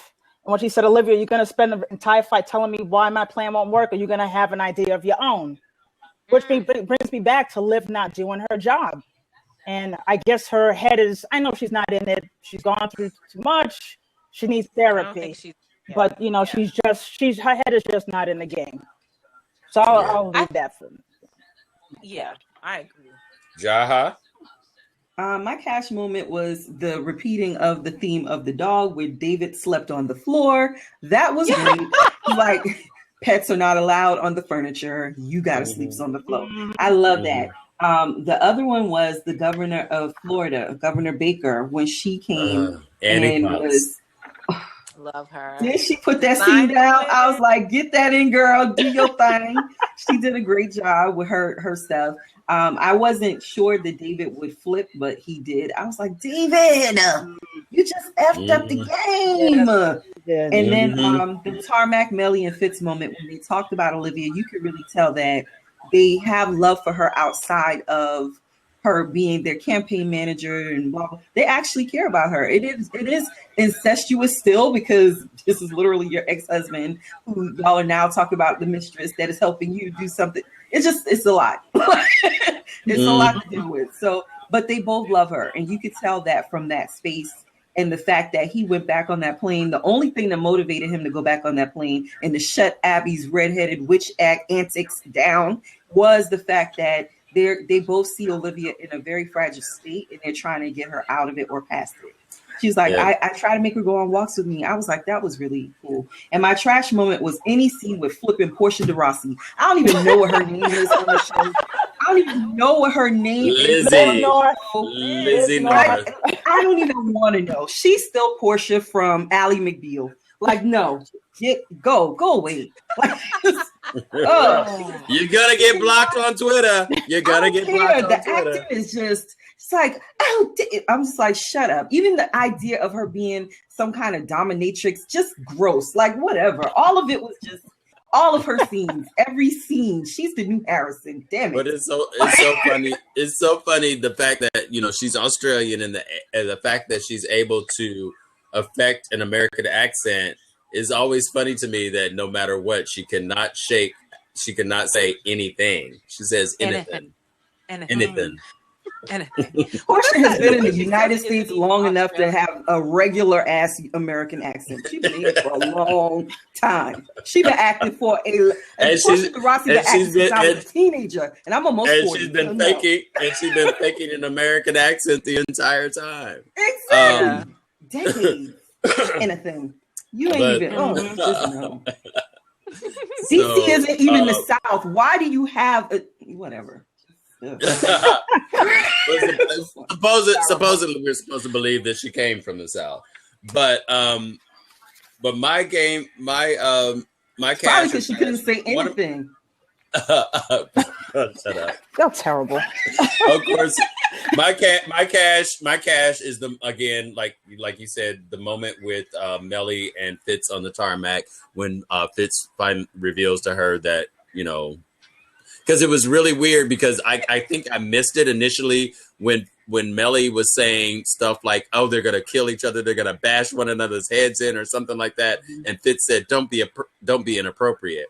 And I think I had missed that before. So when he said, don't be inappropriate, I was like, what is she being inappropriate about? But when I went back and saw it, I was like, oh, I get it now. And then he reveals through Andrew's head. Then he reveals what happened to Andrew. And the look on Melly's face is like, oh, goddamn. Shit, really? Okay.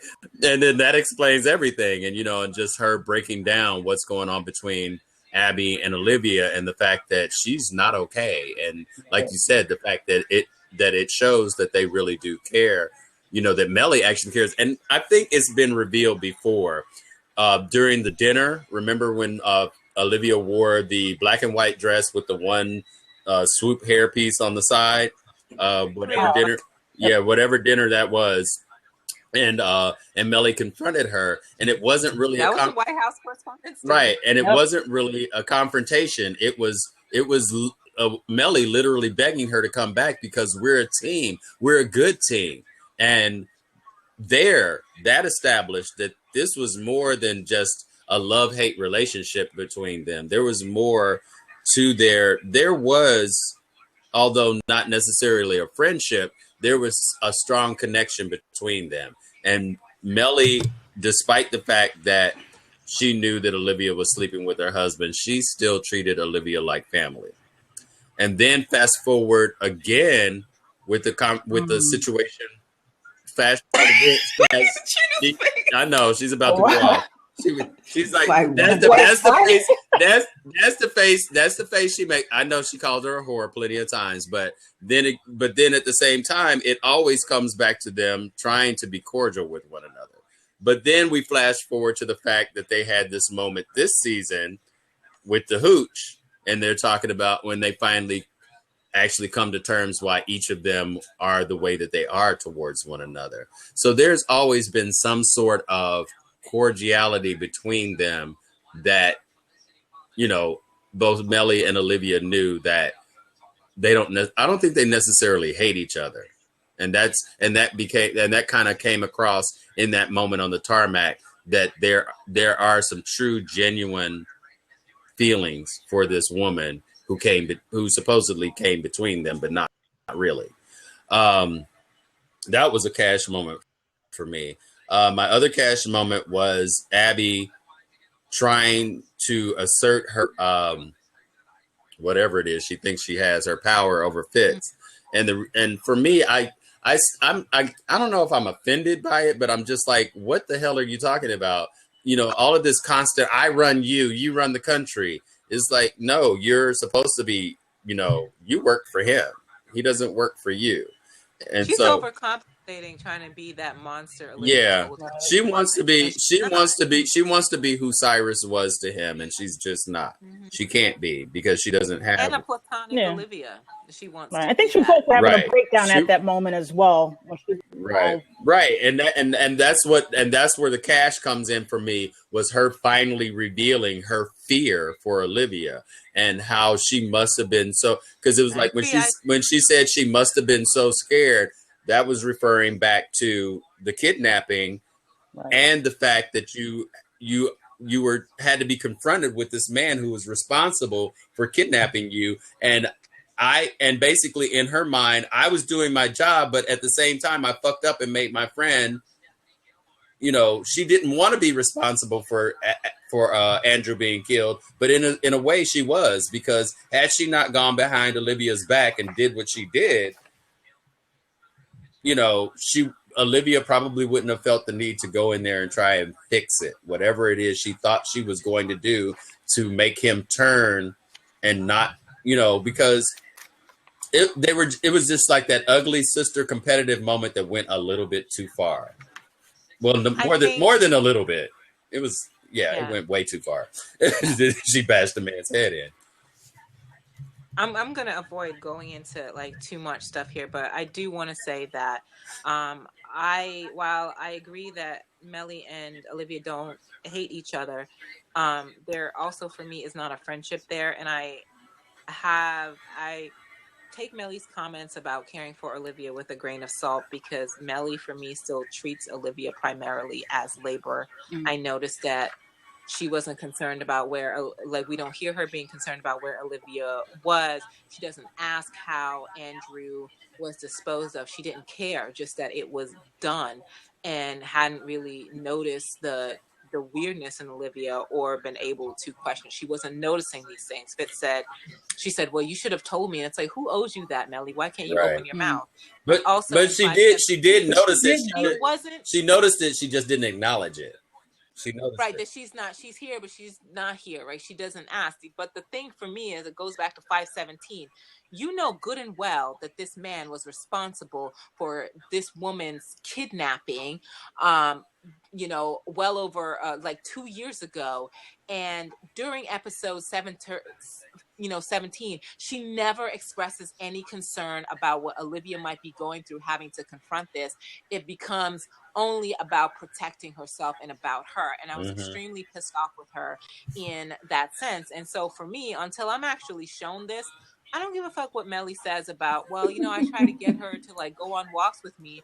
I don't see this reciprocated from Olivia about any involvement with Melly, or the fact that she even cares for Melly really beyond this working relationship. But having said that, my cash is I do think Melly is softening up a bit, and Marcus is a really good part of that with humanizing her, but Melly's gonna be Melly. My cash is actually the collection of the Fitz and Melly scene on the tarmac, the Huck and Liv scene near the end, and the Abby and Fitz scene, because I think what all of them show is who Olivia's real family is, because all of these people are expressing concern, and also the role that they may have played inadvertently in this, or how they could help, or trying to care for her in whatever way they can without also really intruding on her. And Huck has a really specific role in there, because he knows that what Olivia has done whatever posturing she's doing, that it will have really detrimentally impacted her because she hasn't been trained in the ways that they have. And I know she already killed a man, but that was self-defense. She shot him and she like went through the door. It's very different than that kind of bashing that she did and the anger she relieved with Andrew. So it contrasts with the previous episode where we hear both Rowan and Jake essentially saying to Olivia, you shouldn't feel guilty about this. You'll be fine. Like, he had to go. You should just feel like you should have done it sooner. Like, they are not concerned about the impact on her because to them, they really want to make her one of them. And she's not one of them. Like, you know, she's like in this like in between part where Huck and Quinn have moved on from B613. They've managed to fix themselves and are semi-normal people. And Huck especially has worked really, really hard. And Abby is a more normal person. For all her narcissism, you know, Mellie's even getting better. Fitz has grown tremendously in this, you know, the last 5 episodes that we've seen and trying to support other people. But Olivia is still trying to get somewhere. And Rowan and Jake are just like holding her back in that regard. So that was I'm glad you said that because I was worried that you were not giving Mellie enough room to grow and change. That's what I was going to say, but you said no, she's getting there. Yeah. Yeah, she is. But I also know that fundamentally she's still going to be remain. selfish. The first 2 letters in her name are M and Me. Me. And the last 3 are L-I, lie. So there you go. L-I. Me lie. Y'all are so dirty. No, but when she becomes president, she's going to create like a lot of mess that whoever Fitz live or whoever like has to fix, because that's what Mellie does. Like almost all the time. This worked out for her on the tarmac, but only because of Fitz is caring about Liv. Like that was his motivation to like get this over with him. And we've already seen Smelly Mellie. Now we're going to see Messy Mellie. Right. So always see Messy Mellie. I'm giving Mellie her props and like whatever, but I like you know, I have issues with her. And fundamentally, what's your trash? So my trash is them having to even bring Jake's name up in this fucking episode when Quinn and Huck say to Olivia, like when Quinn is like, well, why? No, she wants to know, why are you doing this when you could be saving Jake? Fuck all the way off and let Jake. I didn't understand that. I was like, but I did love how Olivia got in her face, like, how dare you? Stay out of my business. I wanted her to tell her to sit down. Stay out my business. But I think the reason why they said that because Liv, it was still the thing with Liv and Abby, and everything that Liv was doing was to spite Abby. When they were in the hotel getting on the elevator where she could take the stairs, it was still that cat fight going on. So maybe it was for them to give Liv focus. Well, maybe you should manage something, get your mind focused on a situation or a client to get out of trouble with. Because this isn't working. Like we're not moving forward with this. And like Quinn, I think in that episode, well, no, the next episode, she starts to become really concerned. She's like, I'm doing all this hard work. Because remember, she stepped up in OPA as well. Like, why are we doing this stupid shit? It's not helping our client. Why can't we be doing something productive, right? Saving fate. The normal Olivia that we know would want to be doing that. So what is it that is preventing you from doing that? And instead get, being in this messy shit with with Abby. So I think and Huck told her to close that flat pot that was a mouth. He told her, he was like, no, stop, don't say nothing. Oh Lord, now you got her looking at us. You don't want the stink eye on him. So but another cash moment for me was the moment on the plane when Mellie actually did go out on the tarmac. And Olivia immediately confronted Quinn, thinking it might have been her. And it was like, no, I didn't do it. And then Marcus basically was like, yeah, I did it. So we'll make her come back. No. What did you say? No. I love that he told her no, because nobody ever, most people don't tell her no. And this whole season has been about people standing up to her. You know, her staff. Her staff. Huck has stood up to her. Quinn has stood up to her. And now Marcus, the new guy who, he stood up to her before he even came on. before he even became a staff member. But it was like, just for him in that moment, it was like, no, this is the right thing to do. Shut up, sit down, let me do But it. no, but that's also because he wants some draws. So, he's like, I'm getting some points right here. Right. I'm a no problem. And I'm just Handy draws. that's what he's thinking. and we're gonna go into question and answers. But at Ron's Legacy, we ain't trying to be shady to you. We just wanted to know why you were here, because you said that you would stop watching the show. It has nothing to do with that. No shade. Oh, I didn't even see that. But No, Yeah, I we're not about talked to that, him. It was cool. Scandal blackout or whatever the fuck, like hashtag. Just like, if you don't like this show, you don't watch the show, you don't need to be here. Well, Remember, he's not. That's not what he's thinking. That's not what he said. I already asked he him. didn't say anything negative. I just, and I just want to let him know that, because somebody else told him that we would shade him and rip him apart. We're not going to do that. I do want to say, Ron, just start watching again. I mean, I know you dropped out at season 3, but now season 4 is on Netflix. Binge watch it. You'll get something out of it, because there's so much more to it, to season 4, than the kidnapping and all of the stuff that people complain about, because there's other storylines and all of that stuff that were very compelling. I love the nuance of Scandal, because honestly, I don't see tons of shows season 5 is that. good. But kind of nuance. But at this point, season 5 is over, so he's gonna have to binge watch it on Netflix too, which will be out in. I'm sure which will Ron knows how to watch. Be out in a few Y'all weeks. sitting here, but no, I'm just saying. Yes, you gave up in. Yes, you gave up in season 3. You gave up in season 3, but it's still possible to catch up by season 6 and find out what you've been missing. Because in the end, Scandal is more than just a love story. Scandal is more than a love triangle. There's so much you can learn from Scandal. There's political stuff that's thrown in there. And it parallels what's going on in the world right now. Scandal is my adult Sesame Street. Thank you very much. So there you go. I learned shit. I learned shit. They give you some stuff. Aside from Bert and Ernie, is Scandal. Well, Bert and Ernie used to be Cyrus and James, but they're no longer. Yes, indeed. There you go. Who the hell is Big Bird? It's Snuffleupagus. We'll get into that at another time. Matter of fact, I'll probably think of it while we're going through our question and answers. But what was a game-changing moment from this particular episode for you? Snuffleupagus is Hollis Doyle. But anyway, go ahead. Well, I'm going to say the game-changing moment, which leads into the next episode, was David. So with him, agreeing to the governor to drop the whole thing with the sugar thing, whatever. That was the game-changing moment, which again will affect the next episode, which we'll get into.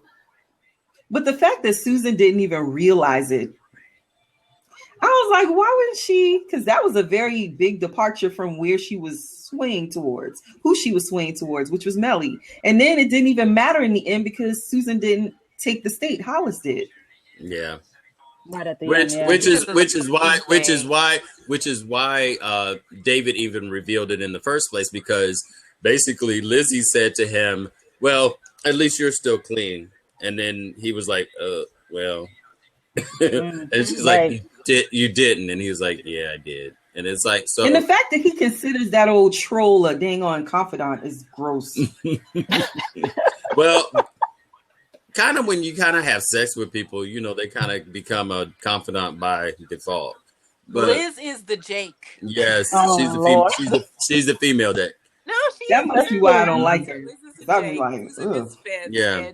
Jake, and David is Olivia. Right. Like there is a parallel thing going on here between these two. Right. But sexy, like the fact that you think she is sexy is so nasty. Well, then we also have to deal with the disappearing scars of all of our damaged characters. But I'm not even gonna get into that. Because the fact that we've seen her with her blouse off and the fact that she doesn't have a single graded scar on her back is amazing to me. She has a brilliant plastic surgeon. That's all I have to say. Mm-hmm. Isn't this the episode where he got all over his abs and shoulders and I know he was stabbed for the gods. Fits his bullet wounds. He was ripped apart. He was ripped apart. Yeah. Ted should have at least one bullet wound across his. Isn't this the episode where Michael left? Yes, that was a game changer. That was my game changer. That was a game changer. But nothing but hangers. Nothing but hangers. But Cyrus was like, "Where's my child? Your black child that you've been ignoring for like exactly. Your black child that you have no idea how to do her hair. You're a black child that you don't even buy clothing for. That she ran around. You and Dad James for the first, black child for the was first, trying to run in the middle of the street. Then for the first 2 years, for the first 2 years of her life, she ran around in nothing but a diaper. She ran around in nothing but a diaper until Michael came along.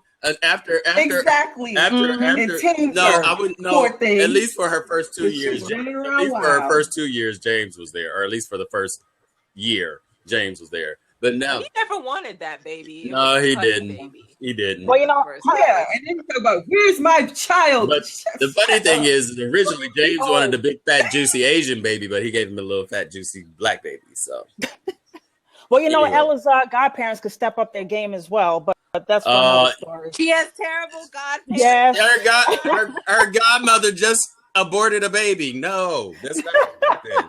And bashed the man's head in with a chair. She's busy. Jesus. So anyway, let's go to some audience reactions and questions real quick. Tula, nobody took Michael. Who the hell wants that big ass white? You know what? Somebody else said that shit. Somebody else said that shit. Ain't nobody took Michael. Michael ran the hell off. In a random black baby. What are you talking about? You know what? Because somebody in Scandalisa Scandalrati said that, and I'm not sure who it was. Maybe it was you, Annette. So I'm going to call you out. But anyway, said that somebody kidnapped Michael, and I'm like, wait a minute. What kidnapper has time to let you pack all your shit? Right. Leave the pack all your shit and the pack all your shit, the baby shit, without people noticing. I mean, first, I just can't even imagine it because Alex Vargas. First of all, and then at gunpoint at that. So Alex Vargas is gonna come into somebody's house, force them at gunpoint to pack all their shit, then pack their baby shit, and then go out to his compact car and put that big ass suitcase into his compact car. Rowan can't hide that. And the baby seat. And the baby seat, because of course, if you don't bring the baby seat, you're gonna get stopped by the cops, and the cops are gonna be like, "Why is this black baby in the car with a white man and a Latino? What's going on?" Tula Rosebud, Olivia was raised in what do you call the thing in captivity. Schools. So trust me, Rowan does not want to raise up a child from the ground up. That is not what he's about. Not what he's about. But Cyrus didn't do an Amber Alert. No. So in answer to your question, Tula Rosebud, yes, Michael left, and no one could have taken Michael and Ella, because at this point, I believe if someone had taken them, Cyrus would have been notified, and it would have been the focus of this past episode. I literally think that Michael just left because, number one, if you go back and look at that episode at 518, you'll see that when he's on the phone with Alex Vargas and Alex reveals to him that Cyrus may have been responsible for the shooting in Virginia, he looks at Ella and there was a great look of concern. He is concerned for the safety of that child and the fact that Cyrus is a monster? That too. There was a speech that Cyrus gave last season when he was supposed to marry Michael, where he literally told Michael that Ella needs someone in her life, and I'm not that person, and that he wasn't going to abandon. And that he like, I can't promise. He wasn't right, but I can't. And that I'm not going to. Right. So the fact that Michael caught some feelings up behind that, that's on him. But at the same time, on him, you marry somebody regardless of the circumstances. Yeah. You do expect certain things. This is the same thing like with the Mel Fitz argument. You still have a partnership. You still have a partnership. And the other thing, they have a partnership, but they had no. Never saw Tom being gay. That was such a shock to my sister. I was like, I know. Tom, You'd be I clutched my You're right. pearls. Just pinch yourself behind. Did you pinch yourself behind the ear? That usually helps. I fell out. But what I'm saying, can I finish what I'm saying? Like you were saying. Can I finish what I was saying? No. So what I was saying was that the fact that it's okay. Yeah, he caught some feelings, but he was told up front, this is the deal. So the fact that he had some sort of feelings about him sleeping with someone else when in his contract, and I do remember from season 4 when he knew and he said out loud, my contract states that I can see other people, and Olivia reminded him, but you have to be discreet. So I don't know where that transition. I'm just trying to figure out where. I'm just trying to figure. No, you're gonna have to shut up. No, I'm gonna mute you. No, I'm going to mute me. I'm gonna mute you. Then mute me. Then mute me. Okay.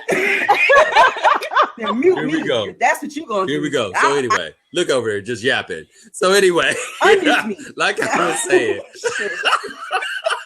Go ahead. Langston. Stop it. Just watching her is hilarious. Even with the mute on. Y'all can't hear me for real? I can't stop laughing. You ain't no good, Langston. I had you on mute. It was hilarious. But anyway, but like I was saying, those were the parameters of the contract. And yes, I understand that human beings are allowed to develop feelings. I just don't know I just don't understand when that transition came in. I understand that it needed to be something to forward the storyline, to give Alex Vargas something to try to win over, to try to get over Cyrus, but it didn't work. But maybe at the end of the day, at the end of the all that time, at the end of the day, inspired him. It could have been forged then. You know, when Cyrus was in a vulnerable, because Michael was taking care of him and making sure that like he ate properly and all that stuff, and probably from taking care of Ella, he might have started to feel like, maybe we have something here. We could at least be good partners. Right. You cannot pretend for that long, and then as soon as he was back on top, he went and got on. Shat on him. That's how Cyrus is. Yeah. It was such a tragedy when he told Michael, basically you're supposed to play your role and kind of blow me when I need to. Yeah, he's treating him like a whore. But that's how Cyrus. But that, like I said, that's how Cyrus saw him, and that was the contract. That was the deal. So that's why I don't understand why Michael didn't protect himself. But of course, he was vulnerable. That was of course, and nobody wants to be reminded of that they're essentially a commodity. That's, or an employee, or employees. So. You is the nanny. You is a well-paid nanny. Coffee Light has a really good point. $1 million a year. Now the question is, why he didn't go to Olivia, I don't understand. You're so right. Coffee Light has a good point. Mind control is real, especially for people who come from a background of lack or where they were bullied or made to feel like shit. And we know from episode 417 that Michael comes from such a background. He really latched onto, and Cyrus made him feel like, I will be there for you. I may not be in love with you or love you to that extent, but I'll be there. He expected that, but as much as I can. But also remember, besides the fact that Michael is probably weak emotionally. Because what did she say? Can we know? Is it right? Is possible? No, he's not. Stop it. Stop it. Remember that shade. You're about to get it. He's Shade Tree Jones. So that's my alter ego, Shade Tree Jones. But Coffee Light and Sweet. I get it, but also remember, there's $3 million involved. So besides the fact that Michael is weak emotionally due to the treatment of his parents and probably all the bullshit he went through in high school for being gay, Cyrus wields the power over him because of the money in the contract.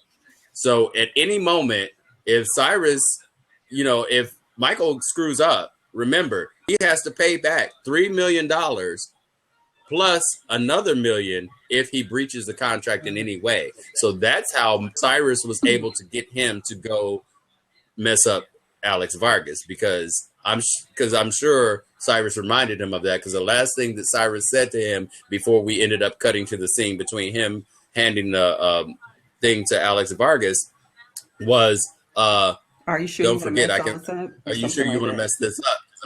Because I can put you out, and that's true because that's what the contract states, that Cyrus could end this at any moment, and if Cyrus ends it, or if Michael breaches it or ends it, he has to pay back all of that money. So, and Tula Rosebud, the fact that you brought up the fact that Cyrus is a lover disgusted me just a little bit. What happened to his hair plugs? Did he just give up? Like, it's I think the makeup department gave up because I think, you know what? I think they were trying to give him the fluff and the style that he had in season 1, season 2, because he still had a decent amount of hair then. So they thought that they could reverse the clock. It didn't work. It didn't work. You know, it's just natural age progression. It's like, you know, and they thought that they could keep him, you know, with that, Lacey, with that look. Full head, great hair. What are you saying? So I think it's just age progression. Well, they're absorbing it now to Jake's bald spot. So you know. I could. He has a They bald. gave him a weave. Oh. Yeah, he has a bald spot. He has a bald spot of that, and they gave him a weave. I don't know if you noticed. I noticed. Who is this? Jake. The bag Who? they put, like, a piece on.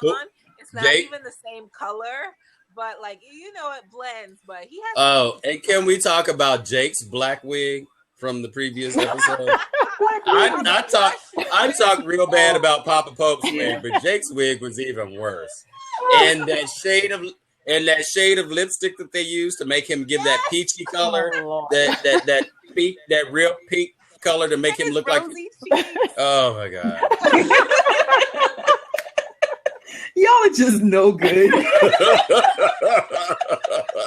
I was laughing from the minute he walked. From the minute they brought him in and sat him at the table, I said, "What the hell?" And then they panned to Papa Pope, and I said, "God, Jesus, really?" Did Katrina just fall over? Did Katrina just I thought you fell over. No. I could hear my babies like. Okay. Because I looked away for a moment and you were off camera. I said, "Did I just kill?" Oh, look at the baby. I might be coming over there where you at, girl. I'm about to leave here, especially if Trump gets elected. Oh my God! And I live down the street from Katrina. Hey, Katrina, do you have an old lady that lives across the hall from you that we could just off and take over her apartment? I know that's right. But I never said that, so don't get me involved in that. Click. Just so anybody doesn't take that seriously. Clearly, I was laughing when I said it. So look, I don't want. Look, if something happened to your neighbor, it was not me at the house. First, we have to get through customs with all of our stuff. So we just ship it to Katrina first. Ship it to her and have her store it for us. Where the baby. So don't be shipping y'all. Shoot, we might not make it. Oh, so anyway, who is your favorite? Who is your character? Who is your MVP? Your favorite character? Your MVP for this episode? From this episode. Oh wow. Moretti, you got an MVP? Other than Fitz, it's Fitz. Mine too. Same. Okay. Yeah. Okay. Yeah. I don't want you and Moretta fighting over Fitz now. You hear? Okay. I forgot about these two being Fitzies. They're Fitzies. Katrina got a homer, so Moretta, I don't think you can win. She might hit you in the head with that thing. This is buckle up. My unicorn bun. Yeah. My MVP for this one was, damn it. I'm trying to decide. It was Abby, because that scene where she finally that scene where she finally like just let it all out just was like it was strong for me. And then it made sense as to why, because it was like she was operating out of like defiance and fear at the same time, you know, and it was really interesting to get that reveal. But she ultimately went home to her friend and said, "This is what." I love that. I was like, look at Abby, growth, beautiful. But she did tell Fitz off, and I like that. She's like, I'm supposed to run you. You don't run me. He's like, well, but the reality is he is still the president, even though you. Exactly. But they did scare me in that scene for a moment when he got close to Abby. I was like, I was like, if you kiss her, I am just gonna turn the TV off right now. Why would he do that? No, I was not thinking that. No. These people out there who've been like, Ritz. Yeah, was ever going to become romantic. I'm just like, girl, come on. You should know better. You should hold Abby in a higher regard than that. Right. And you should know better of who Fitz is. Yeah. Like, and also, Abby was orchestrating his booty calls. What I look like coming one of your booty calls? Listen, there is a Ritz. It's just not a romantic Ritz. There is no and I love Ritz. Ritz is great. They are a great team, but they are not a romantic team. I don't understand how you got Ritz. Get me a packet of Red, and Fitz. Oh, okay. Because you can't make nothing out of Abby. Because I'm sitting here like, who wants to hear Abbott's? That just sounds horrible. Abbott's. Ritz. Ritz is better because it sounds like a cracker. But anyway. Well, yeah, there we go. That has a double entendre. Okay. So, any favorite? What are your top 2 character quotes from this episode? I can already tell you my number 1 was Marcus. No. That was it. That was one of mine. Yeah. Okay, mine was Melly. One of them's about to go full Tanya Harding on the other. That was my quote for that episode. That was good. And and I forgot when the whole opening, Sally's whole opening and the way that it contrasted the campaign and what was going on between Olivia and Abby. So yeah, right. And I'm gonna say at the end, Sally said, in regards to Hollis, don't get comfortable, Hollis. A dog at a cat fight can suddenly find he's becoming dinner at the lion's den. In the lion's den, yeah. And ultimately he did. And so Coffee Light and Sweet, yes, that is a long shot. No, Fitz does not know about living the baby. If he did, he would have already said something about it. That's not something that a man can not say something about. She said, if not, will this be the last and final straw for them, or can they still come back from yet another challenge? She waits and holds her breath for the answer. Well, he doesn't know, but if he finds out, and clearly that's the reason why, like Olivia said, she's not ashamed of it, but she also doesn't want to hurt him. So because of what I think, and also because of what we mentioned earlier, what Katrina mentioned earlier about the fact that he said, there's nothing that I wouldn't forgive you for. And no one's ever aborted his baby yet. So he doesn't know that. And that he knows of. But see, it's another that he knows of. A child. Well, he's lost a child, but it's a different story. That's true. But it's a different story when somebody aborts your baby that you didn't even know about. So no, it's not. Yes, it is. It's not. He may still. It's not. Well, yeah, I just want to say for him, it may feel differently, especially since his whole relationship with her is built on the future. He built her a house for his children. And he's in love with her. And he's in love with her. Right, and he's in love with her. And yes. It'll be different for him. Yes, he was hurt that somebody murdered his teenage son, but this is a woman that he is truly in love with, and she aborted his baby. I'm not going to say that he can't forgive her, but it's going to be a hard road to hoe, because I don't know too many guys that feel the way that he feels about Livia who could be okay with that. I mean, I'm going to predict that he's going to surprise us if he does. The only way that I think that it could be okay is if he, like we mentioned earlier, if she tells him, I don't want to bring a child into a world where my father and B613 exists or whatever, because I just don't see the father not trying to have some influence in the grandchild's life.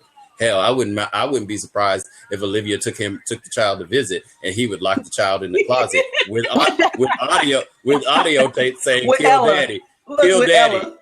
Yeah, It's right. really With Ella's audio, been- hell, with audio tapes and flashing lights and videos that say "Kill Fitz."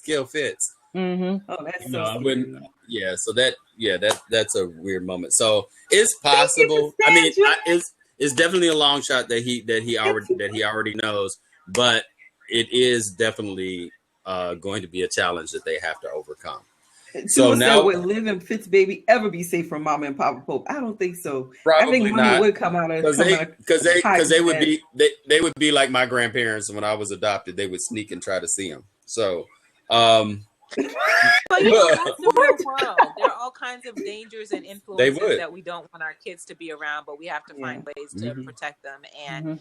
you know, And- and influence them, you know, in the ways that we want. So that's just the real world. So there's never Yeah. going to be a perfect situation, a perfect time to I'm a perfect have family. children. And you It's know, and just you- when you feel like you're ready, and you just have to like make a go of it. But the important thing is feeling like you have something to give that child, or you're with the right person Mhm. for the both of you to give them what they need. But if you don't have that shit to give to yourself, you can't possibly give that to a child. So could you imagine? Could you Probably ain't imagine? scary enough for Mama and Papa Pope, Tula. He ain't scary enough. He's scary, but he ain't scary Right. enough to them. But could you imagine a Liv and Fitz's child coming home from school with a Krugerrand or a diamond, and they're like, "Where did you get that, Grandma?" Be like, what? So, okay, moving on to 519, Trump card. 520. 520. Sorry, 520. Love the name. 520 Yes. Trump card, because it has so many meanings, and it's so funny that all of the titles tend to have like double and triple meanings. Yep. So, with a common enemy, Hollis Doyle, Abby and Olivia team up to try and bring him down. They promise to stop trying to take down each other's candidates. So, of course, both Abby and Olivia start doubling. BRB, guys. Huh? BRB. Okay. Okay. So naturally, both Abby and Olivia start double dealing one another, starting to dig up dirt on one another's candidates. With storylines ripped out of the headlines, the gladiators accuse Hollis of racism, and his poll numbers go up. One of his ex-wives accused him of rape, and his poll numbers go up. It comes out that Hollis spent time with known members of the KKK, and his poll numbers go up again. With Hollis seemingly invincible, Abby takes a meeting with Papa Pope. Papa Pope reveals to Abby that Olivia's big secret, which is that she aborted Fitz's baby. Olivia proves that Hollis is nothing more than a businessman saying one thing as part of his campaign, while his actual beliefs are opposite of his campaign. With one leak of a video, Hollis is out of the race. Olivia is also able to get Edison, Rowan, and Jake out of the race by convincing Edison to speak out about Hollis's campaign. He gives an amazing speech that begins with "Black lives do matter because young Black people are under attack," and ends with a takedown of all of Hollis's supporters. Turns out America is not quite ready for a candidate to be so frank about institutional racism, and Edison is out. Shocker. Papa Pope is none too happy and knows that Liv is behind it. He probably has a few choice words for her, but so does his partner in crime. Jake whispers to Edison to let Olivia know he needs her help, and he's chasing the sun. Oh God. So what? Oh. Oh God! So- It's not him again. No, that's already my Okay, let me favorite moment right Let me ask the question before y'all start going in. Okay, was the storyline for the episode compelling, and why or why not? Yes, it was definitely. Okay, We all Now- agree. now why Yeah. or why not? Well, I can almost answer all the questions you gonna ask for myself. that would be a show by Tyler Perry called "The Whys or the Why Nots." But anyway, Just stop. Calling anything Tyler Perry creates a show. you gonna get blocked on Twitter. But anyway, She put the shade tree. You gonna get blocked on Twitter by Tyler Perry too. I don't mind. What is it going to be, a halfway block? Because that's how his stories are. You a portion of the story. Oh, wait a minute. That's extra. That was extra shady. That was extra shady. Because how do we get to the end over it? Did I fall asleep? What the hell happened? Like, okay, look. Right. Katrina just said, just put your hands over, close the eye. I'm dead. Okay, so my what is it? The cash or trash? For me, the cash moments were really the moments with the singular cash moment for me was the Abby scene at the end. Abby and Olivia when they Abby didn't even know Olivia was bringing everybody to the party. She was like, what are y'all doing here? So that was one that I loved, and I loved afterwards when she said, "Well, what did you?" How you gonna jump ahead to cash or trash when I asked you if the damn episode was compelling? Look, I was just trying to speed it up to get all of them done. We've been on here for 2 hours. Yeah, because I'm gonna have to. Okay.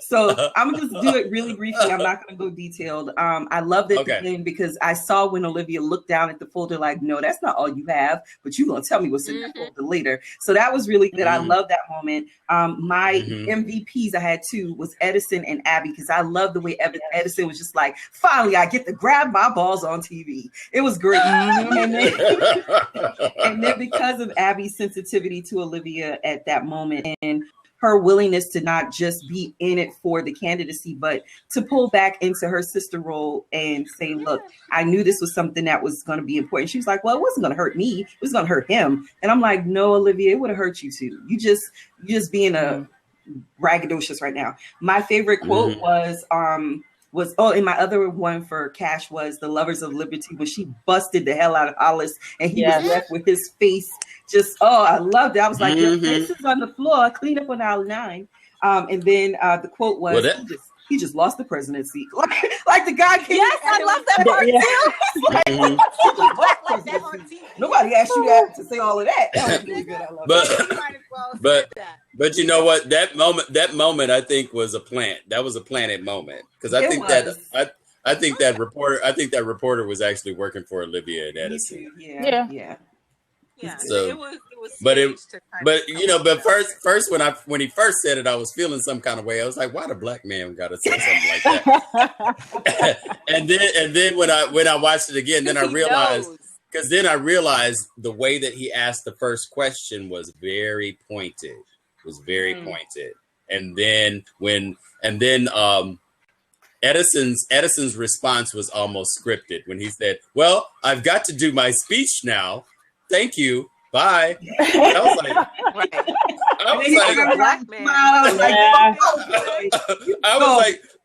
like, but just the way he said, thank you. I've got to go finish my speech now. I was like, that seems like very. He was counting the beats. Right. Like it was very. And then the guy said, but I can't believe as a black man. I was like, I see. I get it now.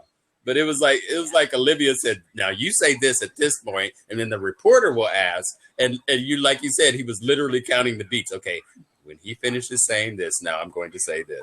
And then he turns to walk away, and it was so stilted that it was like, that's weird. I love this. I love it. I was like, go ahead, put it in. Beyonce, I ain't sorry moment. Middle fingers up.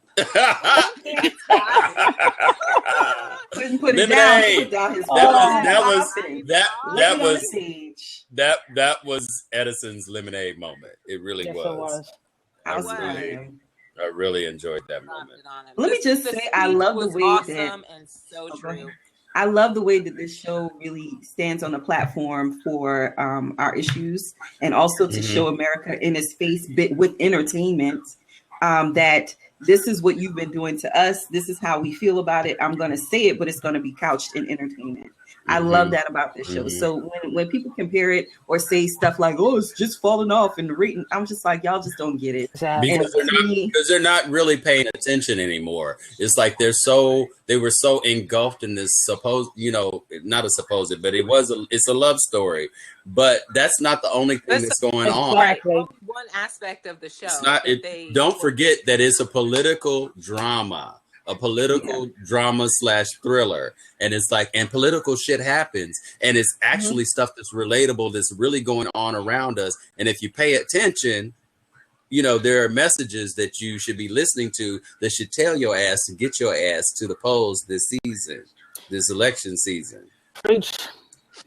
You know, and there's it's not just this season, but the previous seasons before. There are issues that they are, you know, that they are bringing to the forefront that some people really literally do not read the news, do not watch the news.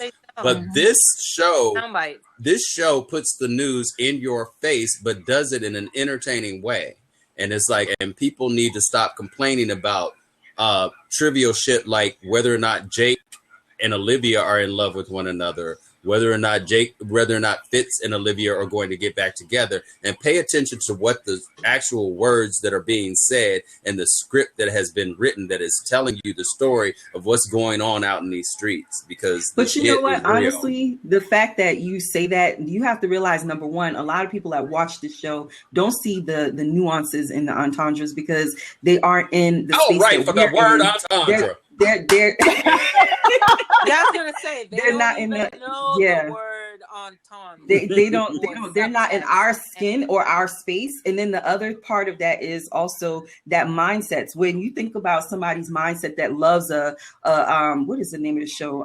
Empire, or you know, like I love Underground. I love stuff that's gonna say Black people rise the hell up and get your life together. I love that. So this show to me is as, you know, power to the people as you get. I'm like, I could have been a Black Panther back in the day, but you know, I got some questions. But anyway, the point is I love the show for that. And y'all tell us what y'all's cash or trash and your quotes and all that stuff so we can go on through and wrap this up. Coffee light and sweet said entendre for the win. Entendre. Yeah. But my cash moment in this episode, of course, like you said, was the takedown of Hollis on national TV. Because I loved how he was like, well, you know how things can be taken out of context. Well, was this taken out of context? And I was like, oh, shit. Oh. Jab. She hit you once and then she turned around and said, wow. Knocked him out. Took him out of the race. And, of course, obviously, Edison's speech. And that was just a compelling piece of writing. And he just brought it home. He brought it home. It was like they finally let Edison be a contender in the scandal game of speeches, because, you know, typically we've seen Edison give speeches before, but he was always trumped by Olivia, who basically, speaking of, that's where the double meanings, all these double meanings keep coming in for Trump card. For the Trump card, because of the fact that Abby was holding a Trump card. And then, of course, Sally held a Trump card on Hollis. Mm-hmm. Olivia clearly presented the Trump card, but overall, it also had that meaning. The Trump card on Hollis was the Trump card. Right. Yes. Right. Which was the whole point. The calling out. The whole episode was calling out Donald Trump. It was that's why that's the compelling part, was the fact that, again, this is topical shit that's going on out in our streets and on our television. And some people may not, I mean, there are people who actually watched that episode and didn't even know what it was about. Because how could you not? They don't, wow. Because they're not paying attention. That's why it's one of the most obvious episodes. That's why the man is the contender. That's why the man is a contender for the presidency, because people aren't paying attention. This is why I stay off of Facebook, because Facebook has become the news. So you don't watch the news, just go on Facebook. But what's weird to me is that television characters are smarter than the actual real world people, because on television, in a scripted piece, the people on TV were angry that this man had made fools of them. They had opinions.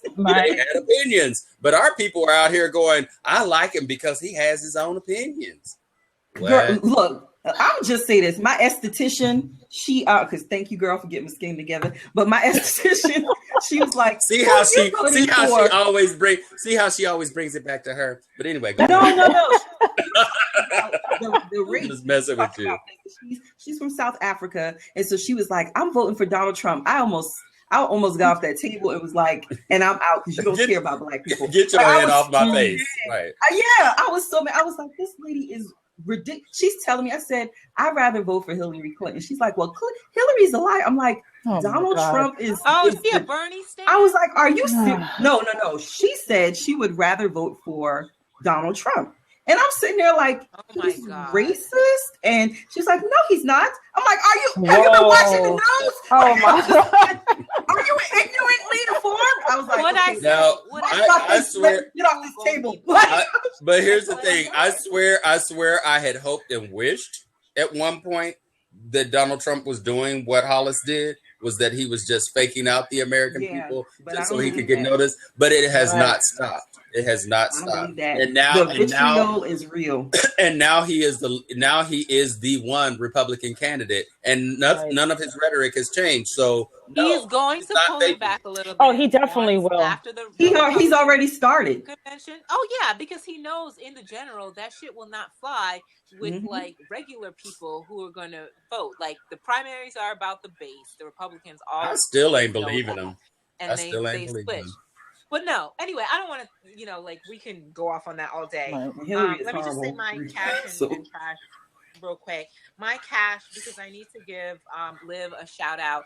I think this episode, in contrast to the last episode, she seemed like she was functioning. And she actually was doing a great job at being a campaign manager and also like fixing things. So the solutions she came up with Edison, exposing Hollis, I thought were really great. She didn't have any dick worries on her mind. And dick versus desire.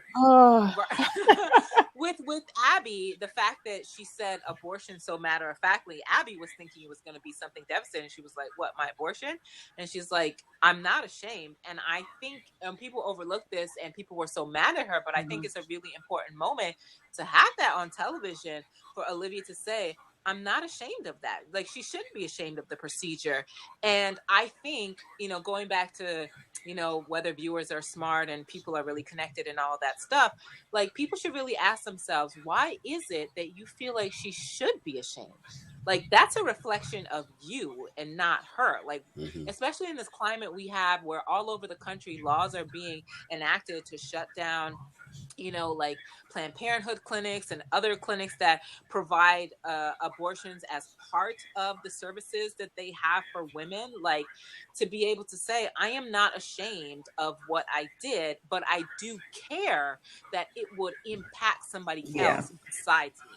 And people need to remember that, being unashamed and caring about the impact on her someone else partner, because she did different things. And because she does care. Yeah, she does care. And so all this vitriol and people saying, why can't she say his name? Bitch, they have been using pronouns to describe Olivia and Fitz for seasons now. The fact that you are just getting hip to that doesn't mean it's new. It's been there.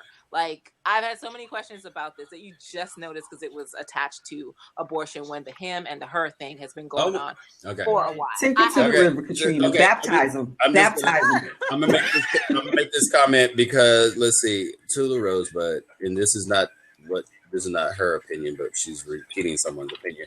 But no, first, awesome Monica. Edison's speech is apparently the scene that made Kerry Washington emotional at the table read. Some who watched it found it ludicrous, and that she cried about it really showed how disconnected some of us are from some real issues. That's true. And then to the Rosebud's follow-up was, there were some people who did rake Shonda over the coals about bringing her political opinions into the show. Have they been watching the show? The show is about political opinions from the very beginning.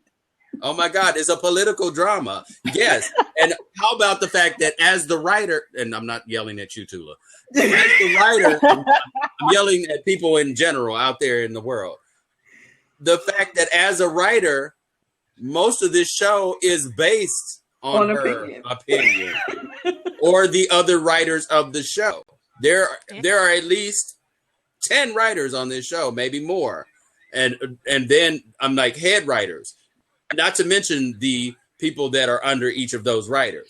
So all of this show is based on somebody's opinion, several people's opinions, not just Shonda's opinion. Right. Just like this show that we're doing right now is based on our opinions of this show and politics surrounding the show and surrounding us on a daily basis. So that is completely a ridiculous thing to try to rake somebody. As is every single show that you watch. Every show you watch is based on somebody's opinion and ideology. Right. They are putting out there, whether they are critiquing it, questioning it, the fact that they are raising it. Right. That's their point. I mean, has anybody watched Mr. Robot? Has anybody watched The Good Wife? Has anybody just change the channel. Every show that you watch has someone's political opinion in it. So get over it. I just really notice how Black women, or like women showrunners in particular, and there aren't a lot of Black women showrunners. Like, I mean, there's Shonda, there is Mara Brock Akil. I mean, she's not doing Mary Jane anymore. She's moving on to something else. But like, we don't have a lot of them. I hope it doesn't die. Get shatted on for, you know, not representing like exactly what people want. And it's like they can't be artists that have an opinion or have a point of view or have something that they want to explore, however popular or unpopular or even ugly, that we don't want to face. And I'm just so tired of people and their bullshit thinking that they can control this narrative. Bitch, get the hell on. We don't care about you or the ratings. You don't want to be here. Don't be here. But why do the rest of us have to justify to you why the show is good, or why we still love it, or why we still watch it, or what we find compelling about it? Nobody needs to do that for you. I'm sick of all this not Black enough, not doing this, not that. Go fucking do something with your life instead of like, you know, scandal blackout hashtag all day. Like, just stop. I love How to Get Away with Murder on. So I love the shows that Shonda produces, except Grey's Anatomy. And the only reason I don't like that is because I don't like medical dramas. I don't like medical stuff. I don't like seeing nobody's blood. Now, blood, if you're dead up, that's good. Blood because you're sick up, not so much. Like, I'm just a little weird about it. So yeah. All right. Let's talk about this, Jaha. No. That sounds a little twisted. You prefer blood if they're dead, but not if they're sick. Sick people, you have empathy, you feel sad. Dead, it's like, oh, they're dead. So it's like, okay, well. You know what? Actually, to the head. Sick people tend to remind us more of our mortality than dead people do. I think so, because I don't.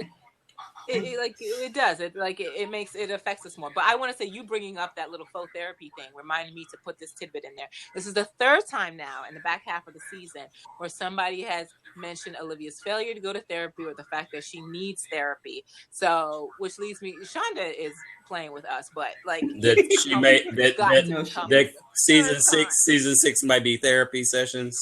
I think it's going to be time, because I don't see how, like, Olivia can't do this on her own. She needs help. She needs, and not just the help of a therapist. She needs a community around her. And I think the last episode positioned people. Huck has actually become a little bit more. Oh my God. A bit normal, but I think the last episode started to position this community of people who care about her and are willing to and want to help in some way. But Olivia is so stubborn and closed, because like, if she opens up the levees, you know, the watershed, it feels like it might be too great and she might drown.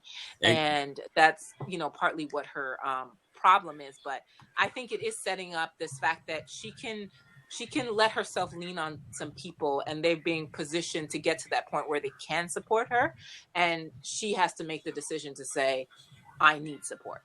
Speaking of therapeutic, going back to last episode, I forgot my other cash was the moment when Huck confronted her and told her that wasn't it. I'm waiting for the rest of it. Yeah. Yeah. When That was part of my past. yeah, I that loved was it. like, boom. That was amazing because it was just like, he's like, okay, I hear all that bullshit you talking, but there's more. And she's talked a lot of bullshit this last Mhm. back half. A lot of bullshit that Mhm. people have been calling her on in one way or another. Every single episode has Mhm. somebody calling her on it Oh, or yeah. questioning her on it. And it's really been great. I might take the time to like identify all of them at some point. Right. Moretta Jane, what are Okay.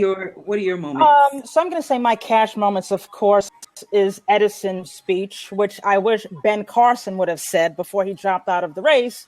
Ugh. But Who whatever. Edison was. Yes, absolutely. I think that parallels Oh. to Edison, but too bad Ben Carson couldn't step up his game. But Anyway, I'll also give Abby MVP as well, and also Sally. For calling out Hollis on the show. Game changing, which, I thought Papa Pope didn't have a lot of connections, but him knowing about Liv's abortion, did he get that from Secret Service? So he still has people working for him. He has people there. Yeah, right. Mhm. And Tom was that are still loyal B613. to him. right, Yeah, because he I might- thought he got yeah. rid of everybody from B613, but yeah, apparently he might have been sitting in his limo watching, following. He always follows right. her. Yeah, A little more than creepy. Go ahead, Moretta. Yes. Yeah, and then my But it trash. couldn't have been. Huck had him. Remember that night when Huck had. That's right. That is true. The timeline of that was weird, but I don't think he followed her to that degree. Yeah, he didn't follow her. But yeah, somebody told him. Somebody told him. Yeah, he Well, obtained that information. Right, because when Abby asked that Secret Service agent, of that dinner, where was Liv? Could he be Papa Pope's informant as well? Well, if it was at the same medical facility that Andrew was at, which remember, by the way, had 7 OGBYNs, and then probably had all these other things going on in there too. So who knows? Who knows who might have seen her? And Andrew wanted to die. I'm sorry. All that stuff he said, he would have. Lord. Oh my God! What if what's her name was working for him? The reporter. Lillian. I thought about that because she could have been a plant. Because remember, she never came in there really focusing on a story. It was all about seducing him. What did you call her? Thirsty what? Thirsty McThirsty or something like that? No, it was like Thirst Bucket or Thirst Bucket. Something like that. I can't remember. Moretta, go ahead. All right, so my trash moment is Jake. Tell Liv I need her help. I want to chase the sun. What the hell? Right. I think that all made us go, what? Universal trash. Jake needs to just grow up. Oh my God. They always talk about Fitz, always needs Liv help, but damn, Jake, come on, dude. You're a grown ass man. Save yourself. Right. Get back on that plane and go to that island. Moretta, you make me laugh. You are hilarious. Come on, man. You grown as hell. Damn self. Shit. Right. Yeah. But right on. Exactly. It's like, get your life together, brother. Okay. Cassandra said her trash moment was David. Yes, I agree. Well. Oh. Yes. Cash. Susan's speech. Yes. Susan's speech. Yeah. I am a sexy beast, Right. baby. Don't play with me. I know my. You got help by the vice. I got work to do. But the other cash moment from her though was when he was giving that half-ass proposal, and she's like, "What's happening here?" Say all the words. Do it properly. Say all the words. All the words. Now start over. Now do it again. But I love it because she took a bite of that fry and she was just holding the fry and she's just like, "What's happening here?"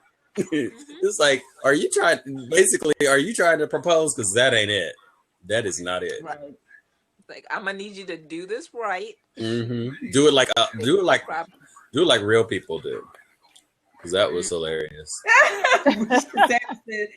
Susan said, "I'm feeling myself." With all Nicki Minaj on him. She woke up. She woke up flawless. She woke up flawless. It was like, matter of fact, in that moment, I loved it. It was like that moment when they revealed the supposed secret on Melly, and Susan just kind of sat there. She looked at Melly. She looked around the room, and she just got up and walked out. They're like, "Where are you going?" "I'm done. I quit." Yeah. I'm over this shit. Like, but I want to know why the secret of her not having, isn't her daughter some kind of secret? Like, what's her name? Cassie? What's her daughter's name? Casey. Isn't she like not the baby of the war hero? But no, they can't prove that anymore. They can't prove it anymore because the real guy is dead now. It's called DNA. Like, but nobody's looking. That's the whole point. Nobody was ever. The fact that he's dead doesn't help. Nope. Like, you know what I mean? Right, and nobody was. Andrew was dead. Nobody was ever looking. He had an affair with him now. Nobody was ever looking but Liv.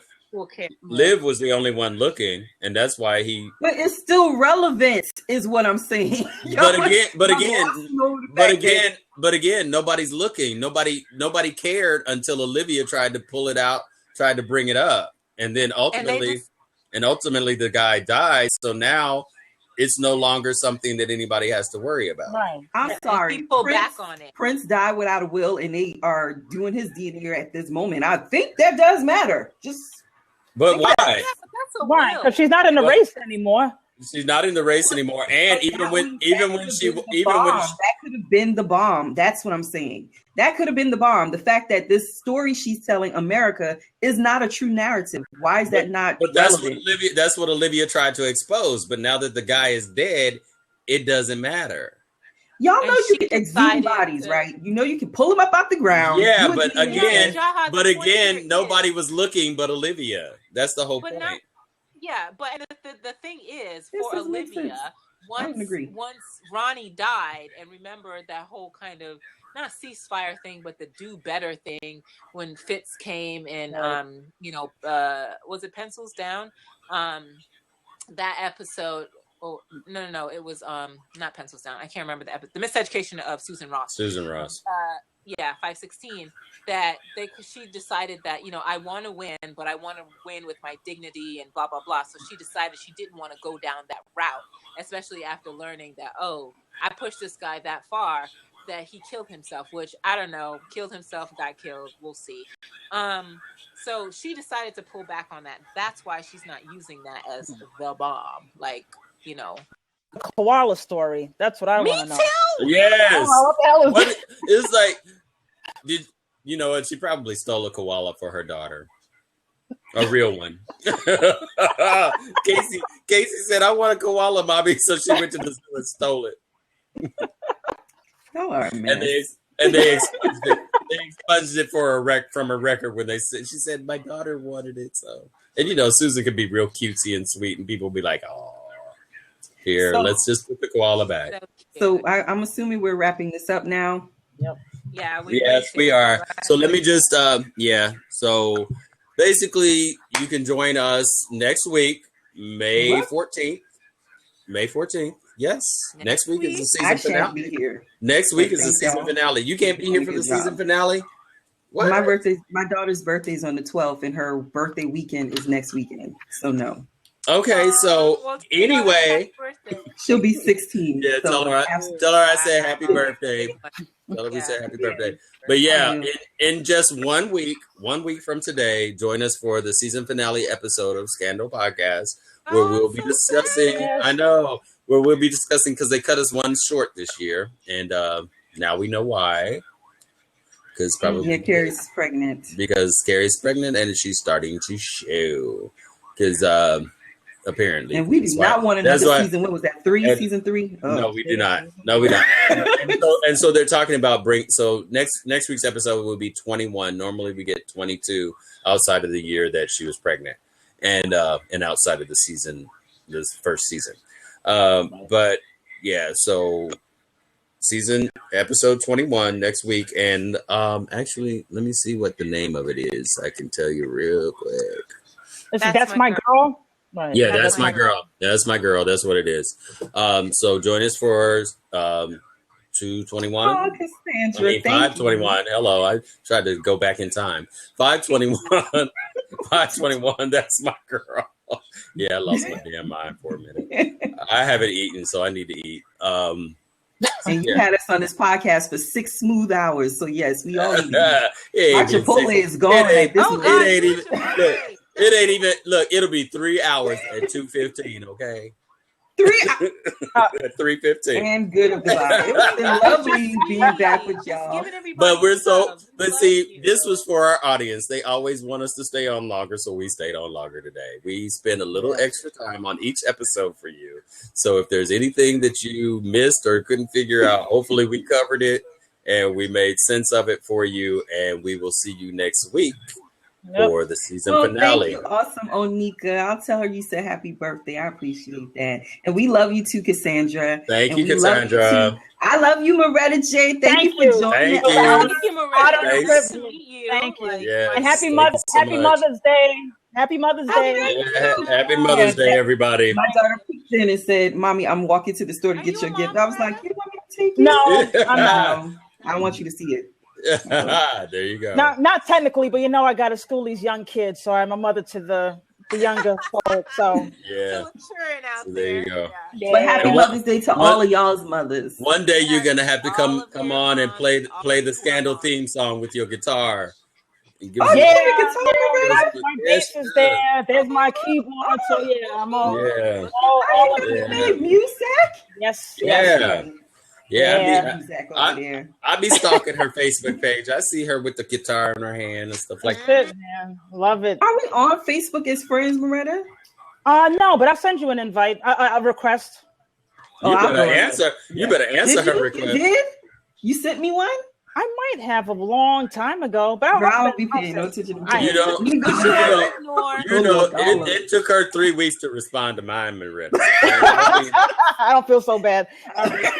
I don't be. And that was after she let me come on the Scandal podcast. Just stop it. Just stop. Y'all know Langston had me so heated when I first met him. My God. I was like, this man think he knows everything. I have a podcast. We was going in. It was regarding Charlie and Huck, and whether or not Charlie was still beholden to Huck or something like that. And I said, that's not what was said. Yes, it was. That was said. I do a podcast. I don't care about you doing no podcast. I was like, I know what I'm talking about. I be on here all the time with Katrina and Olivia and Althea. You don't know what you're talking about. So I transcribed the whole scene, and she's like, and then she got quiet. I didn't hear nothing from her. I didn't hear nothing from her. And then like maybe 2 or 3 days later, hi, this is Jaha. You may not remember me. Oh, I remember you. I remember you wrong ass. Yeah, you're wrong ass. Wrong ass. I just wanted to remind you that I do a podcast. I said, yeah, I remember. Yeah. I like your opinionated. I like your opinionated moments, and so therefore you might be a good fit for our cast. And I was like, really? You're like, yeah, and then was a scene yesterday. So then we kept chit chatting. She said, "Would you be interested in joining?" And I was like, "Well, why not? Why not?" And then we had a pleasant conversation. I think at that point, then we exchanged phone numbers and talked on the phone. And I realized she wasn't crazy. She was really good. But I swear that thread, baby, I think we probably had like 20, 30 posts on that thread where we were going back and forth. That is not what he said. Yes, he did. No, he didn't. Blah, blah, blah. I was legit mad. Like I was mad. Oh, I could tell she was. I could tell she was upset. Wow. And if only I had that. If only I had that line that Katrina put out today. Dick is not desired. And that I was probably never on Jake's side though. I was that would have never, shut it down from day one. Yeah, I Oh was my never God, on that Jake's was. side. I mean, I don't. But it was so funny because I was like, I didn't know whether to be. I didn't know how to feel when she asked me because I did. I told her I thought you hated me. And she's like, no. I just, No.